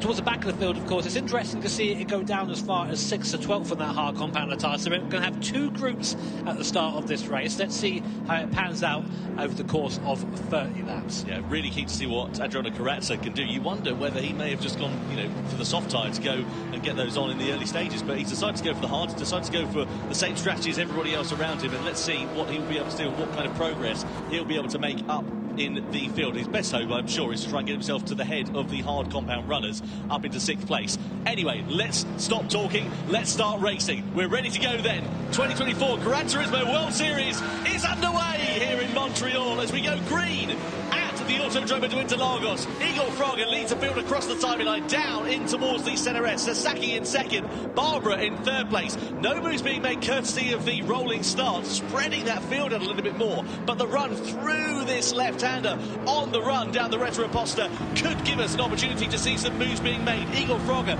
doesn't have the benefit of that slipstream, that hole being punched in the air in front of him, so he'll be a bit down on straight line speed, but he holds his lead for now as we come through to the left of turn 4. It's as you were at the front. Yeah, difficult to overtake on this first lap, as you say. Rolling start just spread the cars a little bit here. But now going into this middle sector, it seems that Gallo in the Honda has closed up onto the back of Guy Barbara ever so slightly, as has Barbara onto Sasaki. So the 2nd, 3rd and 4th very close right now. Already a penalty there for Arriagada. We have to think maybe for some track limits there. Carrazza up into P11. On board now with Valerio Gallo for Team Honda. Great view here of the train in front. Now you're on, it's the first lap now. It's just about trying to get into that rhythm as soon as possible. So any sort of weakness right now will just be magnified tenfold with the fact that the cars are all so close together. Coming now down to the last big break of the course. Now it's just all about horsepower up the hill here. Now Gallo's out, Fraga is out front. He'll be giving a tow to Sasaki, Barbara and Gallo, who we are on board with now. Let's see what these cars are like in the straight line. So On board we ride here then with Gallo as we come to the timing line. He's closing up to the back of Barbara. Barbara in turn is not too far away from Takuma Sasaki. Sasaki is very handy in the straight line in that Porsche. Are we going to see Gallo go for a lunge to the inside when he closes up under braking? Karatza in at the end of the first lap, the only of the hard shot runners to do so. So I wonder if he's going to do an alternate strategy. Is he going to do a two-stopper here potentially, JB? Get onto the soft tyres and then do two stints on them potentially? Yeah, I'll just have a look over to his rig there. Got onto the soft compound he goes, so he's just going aggressive early. Now he needs to do this. We mentioned this earlier on. He needs to find some way to insert himself in that pack out there. Now what he's done by putting himself on that soft compound tyre and pitting now is giving himself a massive gap. You can see on the top right-hand corner of your screen the track map. That last little arrow there, that's Karatza. He's got that gap just to drive into. Hopefully, well, he needs to find that time. He's got to make an extra pit stop as well. So we see Fraga controlling the field out in front. Half a second the advantage he has over Takuma Sasaki. It's not a comfortable advantage by any stretch of the imagination, but we know that Fraga soaks up the pressure like a sponge. He's doing a fantastic job, as he always does, at the helm of this field. Very rarely does he make mistakes. You can see Dean Helt there, 6th place. He's in. He's got a flashing red light next to his name. That indicates he's picked up a penalty. Whether that's for track limits or for contact, I don't know. I would assume track limits, given the fact we've not seen any other graphics flashing up on the screen, indicating that he's got himself into some strife. The red marker of doing that one. Never want to see that next to your name. Meanwhile, Gallo pretty much pushing Guy Barbara along on the straight here, already up the inside there. Now, who has the most horsepower? That AMG is quick in a straight line as soon as Gallo pulled down. Just fell away from him, so this could be a challenge for him. Looks to the inside, late on the brakes, goes Valerio Gallo, dives up the inside there, parks it on the apex, defends the corner, up to third goes Valerio Gallo. That is the move of someone who's done that many times before. Yeah, these guys have raced each other, of course, in the online season, but also they've been racing for a good number of years before that, so they know instinctively how the other driver is going to behave. You just get a set that's sort of sixth sense almost, and Gallo sending it to the inside there, clean, decisive and clear. He needs to now be careful to not get involved in a squabble with Barbara if Barbara tries to retaliate, because it will allow Sasaki and Fraga to clear off into the sunset, essentially. And these guys, they are going to be looking back now, Fraga and Sasaki. They're going to realise that there has been a change in the fight at the back of the field at the moment is absolutely fantastic, by the way. We don't have it on our screens, but 8th, 9th and 10th having a fantastic scrap. We'll stay with Gallo for now, though, at the moment in this third group. Now the question really remains is, can he now take the gap down between him and Sasaki? I think he's got the pace at the moment. I think you're absolutely right, and as you say, that score going on further down the order that we were talking about there, that's Dean Helt. He served his penalty last lap, as we saw that flashing red light next to his name, and now he's involved in a squabble with Regalado, Inestrosa, and also Donovan Parker in the mix there as well. Sasaki now beginning to close up, and Gallo bringing himself back into the rhythm, so the 2 becomes a 3 as they come out of that final corner and aim it for the timing line. Lap 3 out of 20, about to begin lap 4 we are. Fraga still soaking up that pressure at the moment from Sasaki. Now you wonder whether Sasaki might try and do an undercut here to get himself past Igor Fraga, go for a lap longer on the softs, but Sasaki a lot of closing speed on the brakes into that first corner. Little bit of a warning sign. You can see further back you've got Robbie Heck now coming under some pressure as well from Guy Barbara, who's dropped back behind the Mazda driver. So it's not been a good couple of laps here for Guy Barbara as he now pops himself into the slipstream of the Mazda. Down the Retroposta we go. In front, we're side by side almost there as Sasaki and Gallo were going pretty much wheel to wheel into turn 4. That was clever there from Guy Barbara. He could have thought that more and lost more time, but I think he knows the guys in front had the pace over him, so he's basically going to get dragged along, and they're going to keep this pack of 5 cars together, which is important for everyone's racing. Now Gallo has moved right up onto the back of Sasaki after Sasaki's hard move on Igor Fraga. He said he might try and undercut him, nearly just moved him into T1 there, so the stewards will have a keen eye on the racing here today. Now through this middle section, it feels so slow compared to the rest of the circuit. You've got to be patient on that throttle pedal coming out of here, otherwise you start burning those rear tyres. And these soft tyres, they're pretty susceptible to wheel spin. If you get those spinning, you heat them up, and you can't really get them back into the window where they once were. So tyre management is crucial here, but you wouldn't believe it from the way these guys are driving. Just having a look there, Alonso Regalado picking up a warning for bump drafting. That means he's sort of pushing Caleb Roach along in 6th position, and the stewards don't like that sort of thing.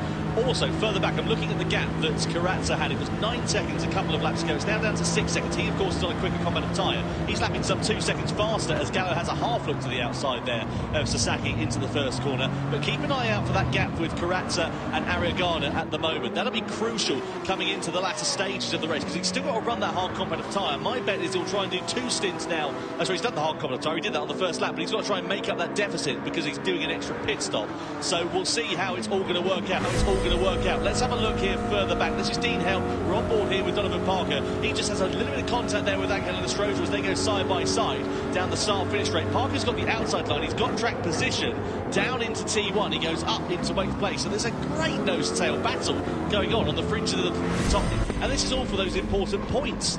Yeah, as mentioned before, we've sort of got 2 groups running that will come back together when these strategies all converge towards the end of the race. To give you some idea of how that soft tyre is comparing to the hard tyre right now, Karatsa has gained about 4 seconds on the car in front since he pitted on that alternative strategy. Karatsa down in 12th place for Team Toyota right now. Meanwhile, we'll go back to the action now. Robbie Heck at the moment, the person we were on board with, just ahead of us right now with Guy Barbara. Heck has the fastest lap of anyone in that Mazda, so there is speed in that Mazda, it seems. It's not quite over the course of 1 lap, but all 5 cars still within about 1.5 seconds of each other. So this race is anyone's at this point.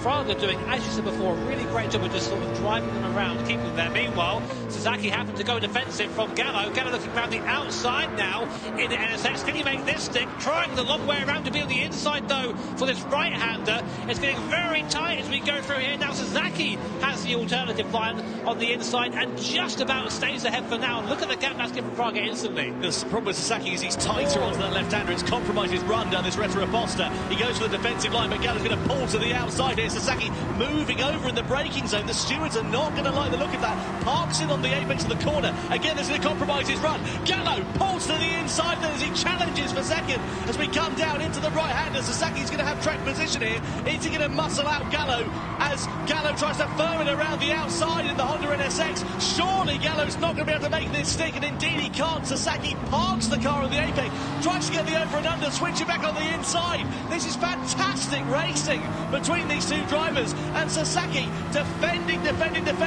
Gallo tries to send it to the inside, but Sasaki is still there, ready and waiting. And all the while they're doing this, Fraga's clearing off out in front. That was some amazing racing there between Porsche and Honda. Sasaki and Gallo respectively, just showing that you can go wheel to wheel and not have contact. And you take note of that, F1, at some point if you want to. So, going up the hill now to come on to lap 7 of this race here at Interlagos. And Gallo's going to have another look. He's now desperate to get by. He knows he is faster at this stage. Here we are again, back in the draft, back in the slipstream, down towards T1. When he go outside again, he's trying the outside line once again. I don't think he's quite as close as he was. So he's going to try and cut back in. I think what he's trying to do is just put Sasaki off his line a little bit through this complex and get a better run coming down the second straight here, but not quite as close as before. But as you said, all that going on, all those overtake opportunities, means that Igor Fraga has now got a little bit of breathing room out front. Keep an eye out for Guy Barber and Robbie Heck in the background as well. We're talking from a 2-way to a potential 4-way fight here as well as they come through the left-hander. That's the trophy these drivers all want to lay their hands on at the end of the season. Just a reminder of the competition format. We've got 12 drivers here. We'll have another new 12 drivers going into Prague later on this year, and then for Tokyo likewise the same thing. All 3 of those drivers for that specific manufacturer will come together as a team of 3, and then we'll have the grand finals taking place later on this season. As we see Iriagana there just picking up a warning for colliding with another car. Fraga 1.3 seconds. The gap has kind of stabilised out in front. Karatsa meanwhile right at the back of the field. He's close right up to within half a second of Donovan Parker, courtesy of those soft tyres. That's actually a bit of a disaster for Karatsa, because now he's back where he started, trying to get through the cars on the slower compounded tyres, but burning his soft tyre at the same time. Saying that, he goes up into P11. So we'll keep an eye on Karatsa down in P11. 2 seconds faster per lap, though, is Karatsa at the moment. So you imagine he's going to try and make easy work of those drivers in front. But the thing is, like you say, you've still got to run a slower lap time because you're working your way through traffic. It just depends where you catch him. If you get him on the corner exit, lovely. But if you're trying to catch him through the middle sector where everyone is on one line, you're just wasting the life of that soft compounder tyre, and it can really come back to haunt you as the race goes on. Now, the gap to the front, I'd say that Fraga isn't actually the quickest of this pack at the moment. I'd say he isn't quite the quickest of the Sasaki. Now here's a replay. Here is Heck and Barbara going down towards T1. What happens here? Down into the breakdown. Sasaki versus Gallo again. Yeah, and then Heck versus Barbara. Barbara tried to send it to the inside. Heck said, no way, and I'm going to hold on to fourth place. You see Barbara right on that rear wing. Heck being a little bit wide. Was there a smattering contact maybe through the second part of that corner? They ran side by side down this back straight, and is Heck going to be able to get the advantage with Barbara on the outside there? Barbara's got the inside line. Does he run it a bit deep? Yeah, he does, and Heck is just going to try and close, but Barbara does manage to get himself back into fourth place eventually. So that was going on while we had that awesome battle with Sasaki and Gallo. So I think nice to go back and see that. We can't unfortunately do two things at the same time. Of course, we try our best. But the gap is coming down at the front, down to a second now. So there is speed in this pack. I get the impression that maybe Igor is just sort of controlling this a little bit. Maybe just saving the tyres, saving the fuel, taking it nice and easy. Ariagaga there does pick up a penalty. So yeah, unfortunately for him, things go from bad to worse. Karatsa getting a warning for colliding with another car. How often have we seen that on our screens? Yeah, he's not afraid of getting his elbows out, is Adriano Karatsa. And the thing is, like you say, he's admired in that pack at the moment. He's going to make his way through the traffic. If he's hitting the traffic at the wrong time, even the fact that closing speed might just be that little bit closer as well. As we sit on board here with Valerio Gallo, he's got box office seats to the battle in front with Takuma Sasaki and Igor Fraga. The gap has now come down. It's under a second, so Sasaki's going to be back into slipstreaming range at this point now, and of course Fraga doesn't have the whole being punched in the air in front of him. Yeah, everyone on the soft compound tyre was quicker than Igor Fraga on that lap, actually, apart from Karatsa, who got caught in traffic. His last lap time, Karatsa on the soft tyre, of 32.1. All these guys are doing 31.0s, so that's the difference, just trying to get through that traffic there. But again, we'll keep an eye on that. So still on board with Valerio Gallo. He's just a bit quicker for his mid-section. I don't know if he's burning the tyre more. I don't know if his car is better suited for this circuit than the Porsche in front. But he just seems to have that little bit more pace at the moment. But there's just nowhere to go, nowhere to use it. Well, we'll see what happens here for Valerio Gallo. At the moment, he's driving a really good race because he's in that unfortunate position of having to attack and defend at the same time. So he's got to keep an eye on his mirrors with Guy Barbara behind, but also doesn't want to let Takuma Sasaki get too far out in front at the moment. You can see the gap now visibly coming down for the race lead here with Igor Fraga, half a second. So has he pushed his tyres that little bit too hard too soon? You can look at the front tyres on that Lexus down to 18%, so he's going to have no grip left. Is he going to be coming into the pits at the end of this lap to get those soft tyres off? He is. Fraga boxes early at the end of lap 9. That is a bit of a surprise. We're kind of getting to the pit window. You can see another couple of other drivers following him through there. They want to stay as part of that pack, but crucially, Sasaki and Barbara feel okay with their car so far. They're carrying on. They go on to soft as well, so they're going for the two-stop strategy, and you have to use both compounder tyres, so that's interesting to see that there as we come on now out of the pit lane. Now, as they've gone onto the soft compounder tyre, this overcut from Sasaki I don't think is going to work. These guys are going to be a little bit quicker, well, they should be anyway, on their out lap than Sasaki is now, but it'll be interesting to see what the Porsche driver can do in clear air, because as we said, they all moved up into the back, but I'm really surprised by the tyre wear on that Lexus. That was awful compared to the cars around it. I'll tell you who that might scupper as well as Adriano Karatsa. We wondered if he was doing a bold, different strategy going for a two-stopper in that race, but if everyone else is doing the same, it kind of negates that advantage, doesn't it? I think it'll be a free-stopper for him in the end. I think he has to do that. So, but that all started with 1 mistake in qualifying, just shows you how close it is here in the World Series Manufacturers Cup. 10 laps on the board, 20 to go. We're looking at Igor Fraga, who we believe will be our leader once all is said and done. Sasaki and Guy Barbara opting to stay out for one more lap on their soft tyres. We'll see they're coming now. Barbara actually benefiting, I think, from the tow from Sasaki. I mean, at the moment, these top 5 cars are really not separated by anything. It's anybody's game. Will we see these guys now peel into the pit lane? Sasaki goes for one more lap, and Guy Barbara dives into the pit lane. So, do you think we're going to see a one-stop attempt for Sasaki? You see Dean Helt there as well. He's picked up a penalty. It's gone from bad to worse for Genesis, down in 12th position at the moment. Into the pits then comes Guy Barbara. So soft again, like the others around him. But he, as you said, has gone for one lap longer. The advantage for that is that he's going to have one lap fresher tyres when everybody else comes into box. See where he comes out then. You can see the mini-map. Here comes Fraga, here comes Gallo. Barbara is just the other side of that barrier at the moment.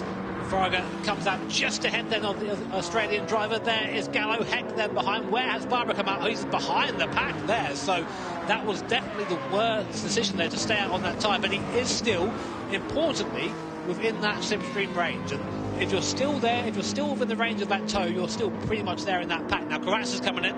The first person to stop goes for his second stop onto a fresh set of those soft tyres. Parker coming off the hard tyre onto the soft as well. So the race starting to get into the strategic elements now. We'll try and keep track of all these pit stops here up on the desk. Just having a look at the sector times there between Sasaki and Fraga, just to give you an idea of the difference as well. Sasaki 23.1 in sector 1, Fraga 22.7, half a second there and thereabouts quicker than the man in second place who's on the fresher soft compound tyres. And again, the quickest man on circuit right now is Robbie Heck in that Mazda. He is the fastest first sector of anyone. Saying that though, Igor Fraga has just done the fastest middle sector of anyone. Will Sasaki stay out again? Nearly 9/10 of a second faster in that second sector was Igor Fraga. He's chomping into that leader. Sasaki then comes into the pit lane then.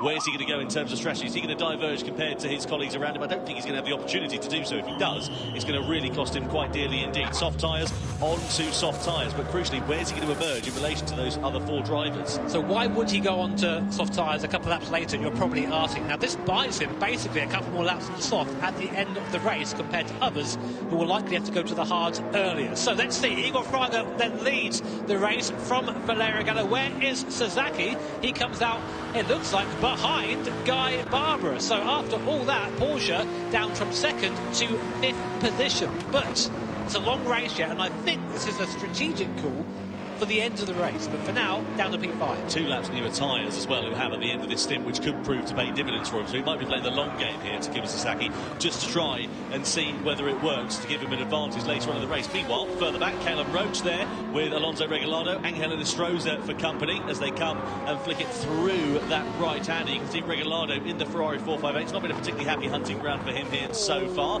as he flicks it through. He's keeping an eye out for that mirror full of Angel Enestrosa at the moment in the Subaru Impreza, the Subaru, I should say, BRZ, which hasn't particularly been a happy debut for him in that car so far. Well, we've not seen much of these guys yet. We've been focusing on the pack at the front, but these guys will become a bit more relevant as the race goes on. So it's Roach, Regalado and Enestrosa. As we said before, that Subaru has always been a fairly decent bet if you want to try and predict who's going to win that, of course. Right now, it's down in 8th position. Let's look at the tyre life.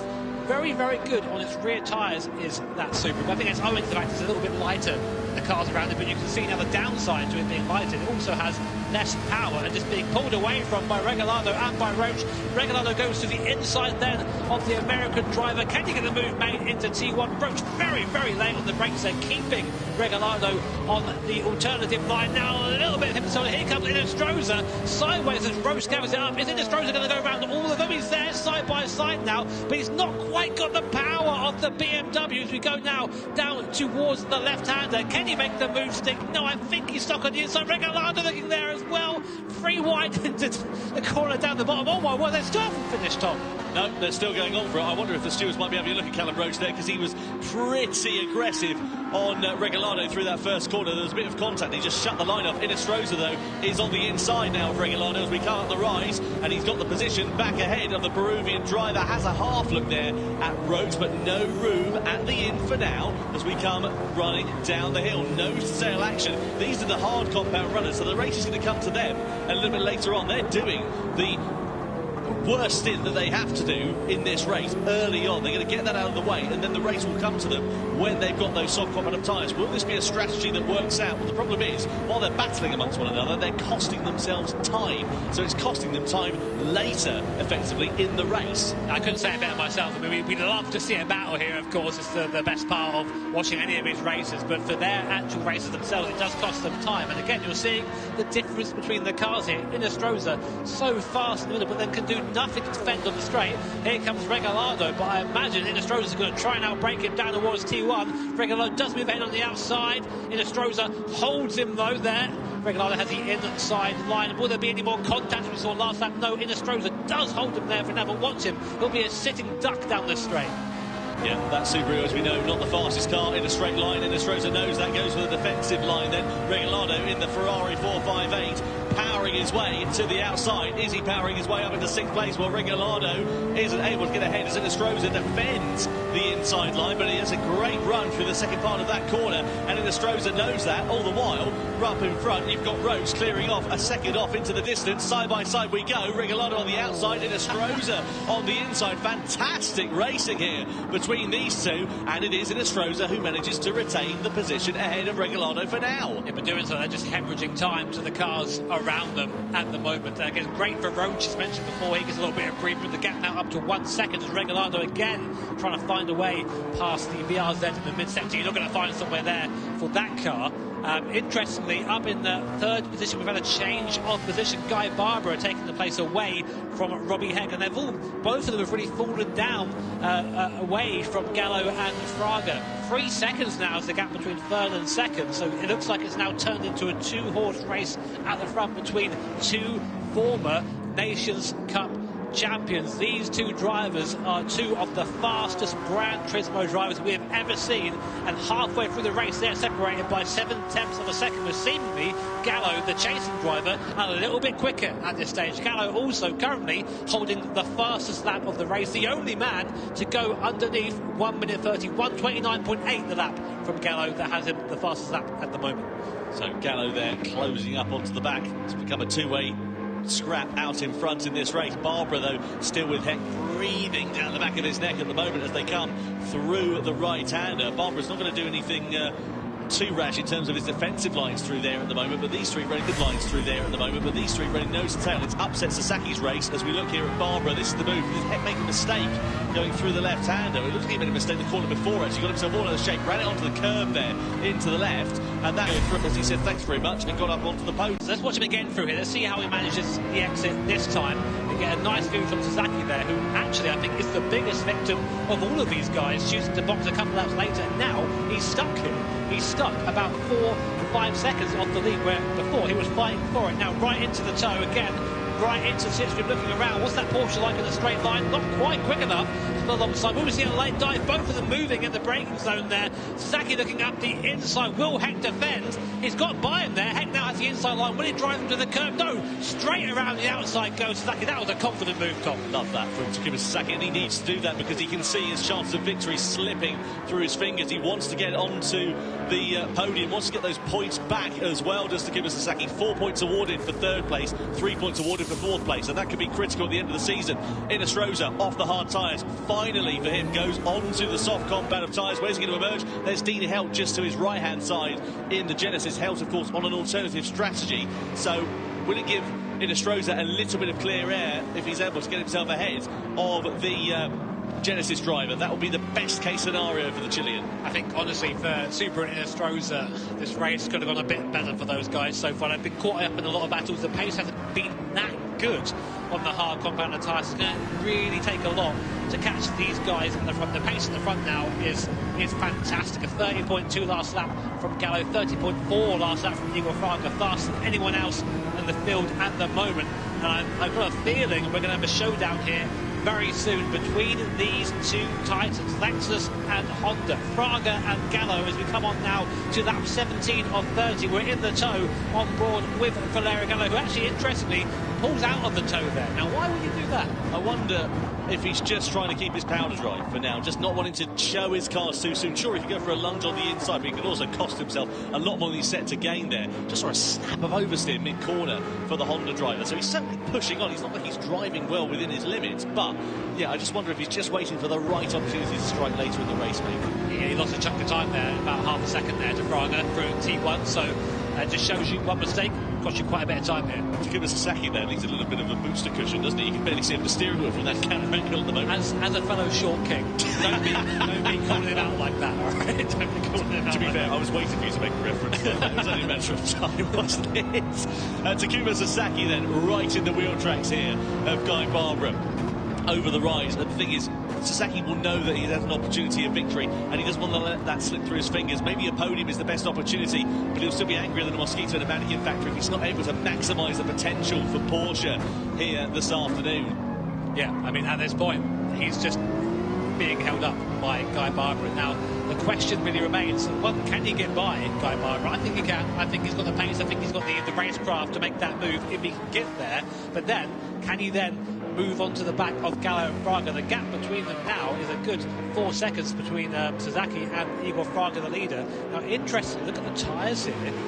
Gallo has really pushed on this stint. Those rear tyres looking pretty second-hand, and we did see him have a couple of slides. That is only going to get worse. Sasaki then pulls to the inside here of Guy Barbara. Does he make the move this time around? Down the start-finish straight we go. Into the centre edge. Decisive, clean, and confident from Takuma Sasaki as he elevates himself now back up once again onto the podium here for Takoya Porsche. Now, does Guy Barbara have anything left in his locker to try and retaliate? Out of turn 3, a flash of the lights to try and distract Sasaki in the mirror. But Sasaki's got track position. He's got more grip underneath him, and he's got third place as we head down into the left-hander of turn 4 as well. So now, next target, close the gap down to the leaders. Yeah, Sasaki now has got to use this pace he has. He cannot afford to fight with Guy Barbara at all. He's already lost a chunk of time. The gap is down to 3.2 seconds at the moment, so we're getting quicker, but still a little way to go. 0.3 of a second faster was Sasaki on that lap last time around than Gallo and Fraga as well. So that is just the sort of carrot that Sasaki needs dangled in front of him at the moment. It is not over for Porsche and for Takuma Sasaki. Up through into the right-hander we go, and you can see it visibly there. A lot of confidence, a lot of pace, and this is going to really come to him, I'm sure, in the latter stages of this one. Yeah, like a cork in a bottle there. He's really turned up the wick. Already, through that middle sector, he was nearly half a second faster than Igor Fraga. So I don't think this race is over yet for Sasaki and Team Porsche. We've seen Gallo struggling on tyres. We've seen Fraga doesn't quite have the ultimate pace. So this is still far from over. Coming on to that 19 there, Igor Fraga leading by only 0.3 of a second from this man, Valerio Gallo in Honda. Robbie Heck coming into the pits there fairly early for that second stop there for Team Mazda. We saw him spinning up his rear tyres a few laps ago, didn't we? So if he's only into those tyres, he's used up the best of its life, then there's a good possibility that it's just high on tyre wear at this particular circuit, that Mazda. So maybe Robbie Heck's chance of a podium, maybe even a top 5 potentially off the cards, because Karatza's closed right up. He's in 6th place now. He's chopped off that gap by about 5 seconds over the last 5 laps as well. So Karatza on an absolute charge as things stand. Bear in mind, if Sasaki, third place, get onto the back of these guys, first and second, he has effectively tyres that are a couple of laps younger than the rest of the field, meaning that he'll have to spend a little bit less time on that hard compound of tyre. So something to think about. But also at this point, these two here are just losing time, hand over fist to Sasaki behind them. The gap now down to 2.9 seconds. I think now Valerio Gallo is aware of it. He said, you know what, okay, I'm being caught by the car behind. I can no longer stay here and wait behind Igor Fraga, who is playing the game. You see a little bit slower there on to the last corner. He's trying to back up Gallo in the NSX, but these guys have been racing together for a very long time. They know each other's moves at this point. They know the strengths and weaknesses of the manufacturers they represent. Will we see a move then down in towards Team 1? They're both coming into the pits actually, so at this point they're going nose to tail into the pits, so it's going to be a straight fight to the end of the race, both onto the hard tyre.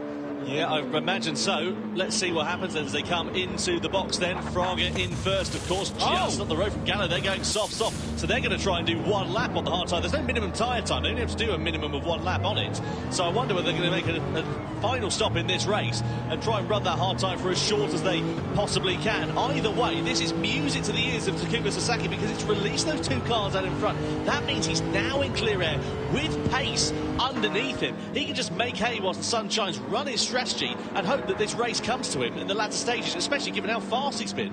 I don't know if this is the right move for Gallo, going onto that hard compound at the time. And this guy, he knows better than I do for sure at this point, but I just don't see that working. Bear in mind though, of course, because, as you can see there, the history graph of our tyres being used, you have to use both compounder tyres. So Sasaki, Barbara, Fraga as well, and Heck all need to make 1 more stop. At least Gallo, to his credit, doesn't have to stop again. So the question is, can Fraga open up a pit stop's worth of gap in 10 laps? Well, time will tell. 10 laps left to run here in this grand final for the Manufacturers' Cup. Sasaki it is that leads then. Guy Barbara in second. Then you've got Gallo just behind Igor Fraga. I say just behind, that gap has increased quite a fair bit actually over the course of this outlap, given the fact that they were pretty much nose to tail and you couldn't separate them as they came into the pit lane. It's a much sort of more prominent gap now between those two, as to be expected, because Gallo, of course, is on that hard competent tyre. Now, Guy Barbara comes into the pit lane at the end of lap 20. Where's he going to go in terms of strategy? Is he going to go soft, or is he going to go for and put a hard on? Let's see as we come into the pit lane then. Hard tyres then for Guy Barbara as he exits out of the pits here at the Autodromo de Interlagos. Now, where is he going to emerge in relation to the likes of Fraga and Gallo around him? There is Sasaki, he's away up the road, running nice clear air, nice clean lap times as well, 1:31.2. So those tyres now beginning to fall off a cliff as you can see them coming to the end of their useful shelf life. Barbara onto the hard tyres for what we're expecting to be his last stint in this race. 31.2 isn't terrible, but it isn't great, but it isn't terrible. So there is still a little bit of life in that tyre there, but I just wonder how much longer he's going to go, because now it's the gap between himself and Fraga. They both need to use they both need to use a hard compounded tyre, so this, I guess, is the gap unless Sasaki wants to pit again. So maybe Sasaki's played a masterclass here. Well, let's wait and find out as we come down the back straight, or down the hill I should say rather, and then we get to run for the rise up to the timing line. Sasaki doing a good job, but I dare say he's probably going to be coming into the pits at the end of this lap. We saw him go a lap longer than his fellow competitors in the first stint of this race, and Sasaki, as he comes through, does not come into the pit lane at the end of lap 21, so he's just quite happy to carry on. 31.2 for him last time around. Comes to time line 31.5, so about 0.3 of a second slower. Now those tyres are beginning to go off, but he's running okay so far. I'm just keeping an eye on the lap times for those who have opted to go to that hard compounded tyre. We're going to get one from Gallo very soon, coming across the start finish line. He's on 32.4, which is a second, give or take, slower than Sasaki in first. So I really think going to that hard tyre early wasn't it. I think it's the sort of tyre early wasn't it. I think it's the sort of typical game of the hard tyre is lava here, trying to avoid it. Anyway, here's a replay between Heck and Gallo. I think this is Heck managing to... This is the difference between the tyres here. There's so much more apex speed there. Heck goes up the inside of Gallo like it's just nothing. And Gallo down into fourth position. So those are the soft tyres right now. They do have to stop again, but Gallo is losing just a ton of time each lap here. What were we expecting the pit stop loss time to be? About 11 seconds, something along the lines of that. What's Fraga got now? He's got about 6.5 seconds, I would say, there and thereabouts. He's probably got over Valerio Gallo at this stage. He needs to really build on that. How much clear air has he got? 7 seconds up the road in front, so he's doing all right as it stands now, is Igor Fraga. But as you say, Jimmy, he's got to run that final competent time, and that's barring any mistakes. Not that we usually see them from Igor Fraga, but stranger things have happened. There's a lot of pressure in these events. You see Sasaki's front tyres are going to be crying out for mercy at the sharp end of this race. Surely he's going to have to come into the pits at the end of lap 22. It's one of his races again, where it's a bit of a slow burn in the middle, all comes alive at the end, as I can see the gaps now starting to come down around the field. Here is Valerio Gallo. He'll be wondering whether he made that right choice going onto that hard compounded tyre. Only time will tell. Sasaki still out front, his lap time of 31.6. Igor Fraga's last lap time of 1:29.6, easily the fastest lap of the race. Igor Fraga is charging right now in second place for Team Lexus, taken nearly 2 seconds out of Sasaki on that lap alone. So, but he needs to do this. He needs to bring this gap down as much as possible before they both go onto that hard compounded tyre and it just turns into a straight fight. So Fraga's got the tyre life. Why not just go and burn it? Well, he needs to extend the advantage over Valerio Gallo as well, because of course Fraga's going to be on the hard compounded tyre. Gallo would have been on that compounded tyre for quite a while, but he needs to make sure that Gallo doesn't leapfrog him when Fraga makes his final pit stop in this race. There is Sasaki. Surely, again, I've said that for the last 3 laps, he's going to come into the pit lane for this one, but he seems to be quite calm and confident. 1:31.6 for him last round, so getting gradually slower is the Japanese driver, but nothing doing for him at the moment. What's it down to? 5.5 seconds. It was 7 seconds a couple of laps ago, the gap between Sasaki and Fraga. So I wonder, is this race beginning to fall away from the Japanese driver? Is it coming back into the favour of Igor Fraga in the Lexus?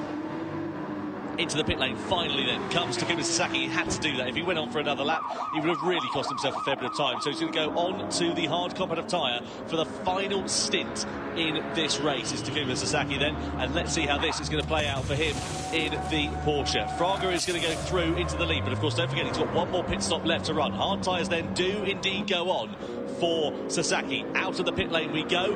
Where is the Japanese driver going to emerge though? He's behind Fraga, but how far behind? That's the question, because Fraga needs another pit stop over him. But as he come out ahead of Valerio Gallo, that'll be massive for Sasaki if he has, because then that's just again a fight to the end. Here is Sasaki. Where is Gallo? There he is then. Side by side, Gallo goes through up into third position. That is a disaster for Sasaki. So Valerio Gallo did barely enough there to hold that position. And now it's these two charging forward. These guys cannot afford to fight whatsoever if they want any chance of catching Fraga when he eventually boxes for that hard compounder tyre. Now him and both Robbie Heck in front, you can see they both are yet to take that soft compounder tyre, but Sasaki is not waiting around, almost pushing Gallo through that middle sector. I don't know, it's a hard one this. If you have the pace, you want to use the pace, but at the same time, if you're fighting like we saw earlier on, you just end up hemorrhaging time. And Gallo there, you see struggling. So we come down now into a heavy braking zone, left hand to him before we go up the hill. What sort of power does this Porsche have compared to the NSX sideways on exit? Yeah, sideways there for Sasaki. That's going to cost him a tenth of a second or two. Gallo, of course, does not have the advantage of the slipstream like Sasaki has. We know that Porsche is pretty handy in a straight line. This is absolutely critical for Takuma Sasaki if he wants to take the victory here tonight in the Manufacturers' Cup. He needs to dispose of Valerio Gallo pretty properly. Down the start finish straight we go into the first corner. Backs off of the throttle. He's going to try and get a lunge and a run down into turn 4. Just wants to sit in the wheel tracks of the Tag Heuer Porsche at the moment. Of the Honda at the moment, I should say. So here we go then. Go down towards T4 again. Look from the view of the rear spoiler of Gallo, that Porsche menacing in the mirrors for Valerio Gallo, but cool head on the Italian shoulders as we come now through to the middle sector once again. Time running out for Igor Fraga. So the gap now between the leaders and this second contingent of runners on the hard compounder tyre is now 11 seconds. I wonder if Fraga has done enough. We'll have to wait and see. I'd love to see the tyres on Fraga's car, how they're holding up right now, but these guys right now just separated by virtually nothing. Sasaki again pushing Gallo through that middle sector. I think Sasaki really has a better car in that part of the circuit. Yeah, Sasaki's looking pretty handy, as you say, isn't he? The mechanical grip of that Porsche looking pretty good. Keep an eye out for Guy Barbara in the background as well. I wonder if he could try and bring himself into the picture in that AMG. AMG have not won a race since 2019, believe it or not. Long time ago. They've always been there and thereabouts, but they've been the bridesmaid but not the bride on several occasions. Now Sasaki, once again, part 386 of this battle or whatever it is between himself and Valerio Gallo as we come across the timing line once more. We're clubbing into the closing few laps of this race, and Sasaki pulls to the outside as Gallo goes for the defensive line. Down the start finish straight we go into turn 1. Gallo holds firm in third place for now. So yeah, great by Gallo there just to keep Sasaki behind for now, but again, it's just fighting, but we love to see that. We love to see these fights here in the Gran Turismo World Series. The best drivers in the world in the best machinery squabbling for that grand final trophy. Coming now down again for another lap and running out of time is Sasaki and Gallo. I think maybe Sasaki is starting just to realise that if I stay here, I'm not going to have any sort of hope of catching Igor Fraga in front. Fraga, though, still out and still doing very competitive lap times, a 30.5 last time around from the Brazilian driver in the Lexus, and the tyres are holding on nicely for him, so I think it will be a last lap dash for Fraga to bolt on that hard compounder tyre. I'm quite surprised you don't have a minimum time for that that hard tyre, Tom, honestly. Well, the thing is, this is exactly the sort of race that Fraga absolutely loves. He loves leading from the front. He loves being able to control it, set the pace, and just run his own race, not getting involved in all the silly little squabbles that happen up and down the field. And that's exactly the sort of circumstances that have befallen Igor Fraga so far. At the moment, this is the battle for the podium between Gallo and Sasaki. Once again, Barbara's just dropping off the back of the rest of these drivers as we come down the start finish straight once more. Fraga's lap time now into the 1:30, so he's not quite as quick as he was earlier on, but he's still about half a second to the good of the likes of Gallo and Sasaki around him, even a bit more than that on occasion, as you can see there, up to 1.3, 1.4 seconds on some laps there. So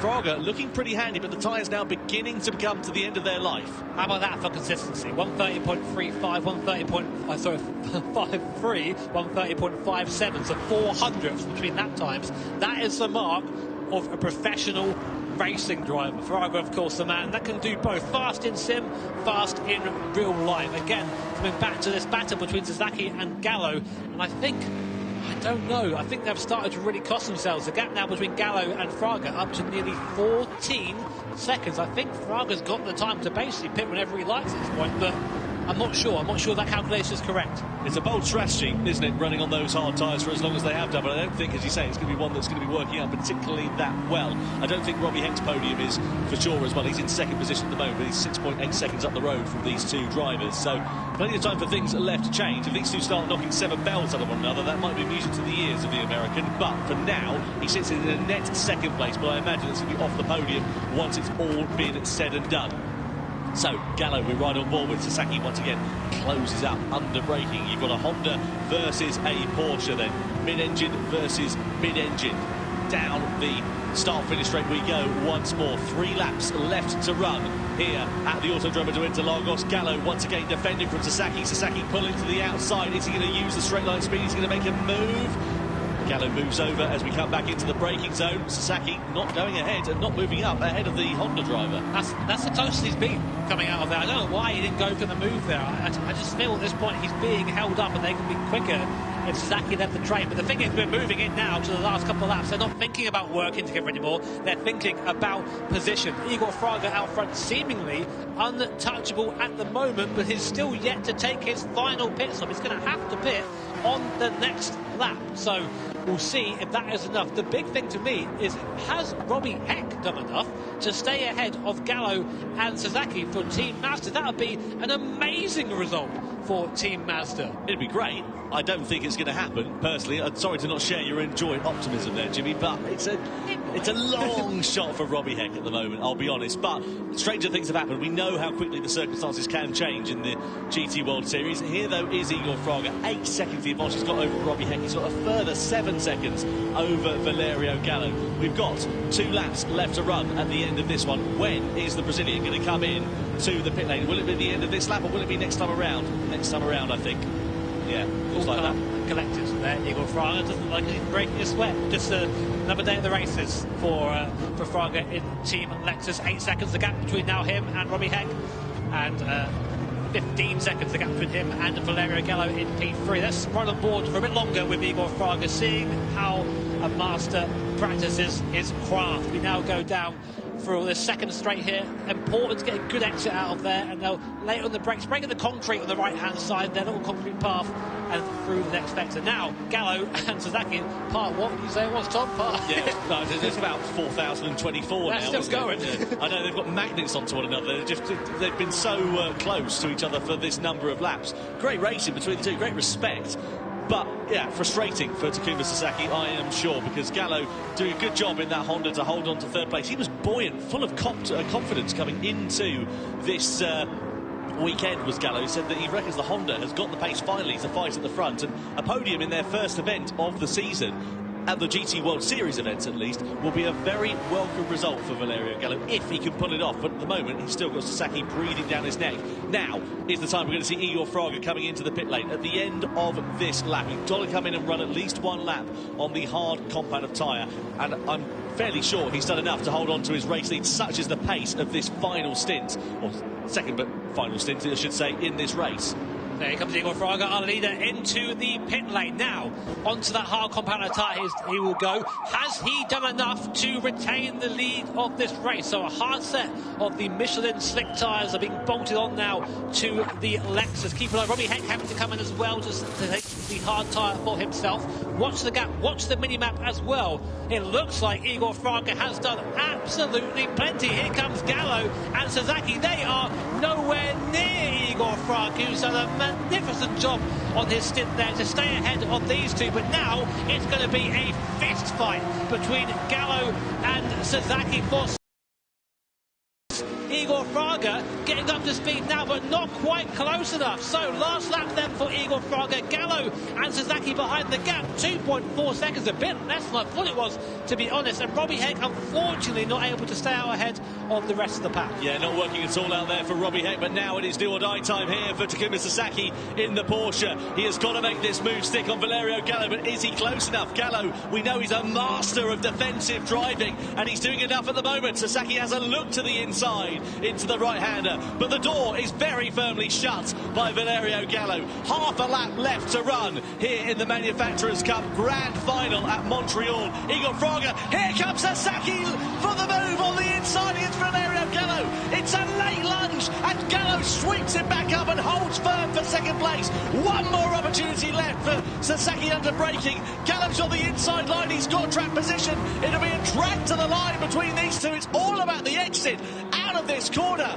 but what a superlative drive it is from Igor Fraga and his home circuit at Interlagos. He comes to the timing line to win the Manufacturers' Cup Grand Final in World Series 1 for Lexus. It's a run to the line for second, and Gallo gets it by just a few hundredths of a second from Takuma Sasaki. Absolutely fantastic racing here in Montreal. That was a masterclass from Igor Fraga and Team Lexus. And as you said, Tom, he just knows how to win the race from the front. Took it easy, took it in his own pace through that first stint there, and when he had to give the hammer down, he went. Fastest lap for Fraga, pole position, the win as well. Clean sweep for Fraga and Team Lexus, and Sasaki there, I think, maybe brewing a couple of mistakes. I think that could have quite easily gone to Porsche that race as well if the strategy had been different. Great to see Gallo going over there as well, congratulating Fraga on the victory. Again, I don't understand why we saw the hard tyres so early from Gallo, but now it came close at the end. But amazing race from this man, you can't take anything away. That is how you do it here at Gran Turismo. Superb job from Igor Fraga then to take it.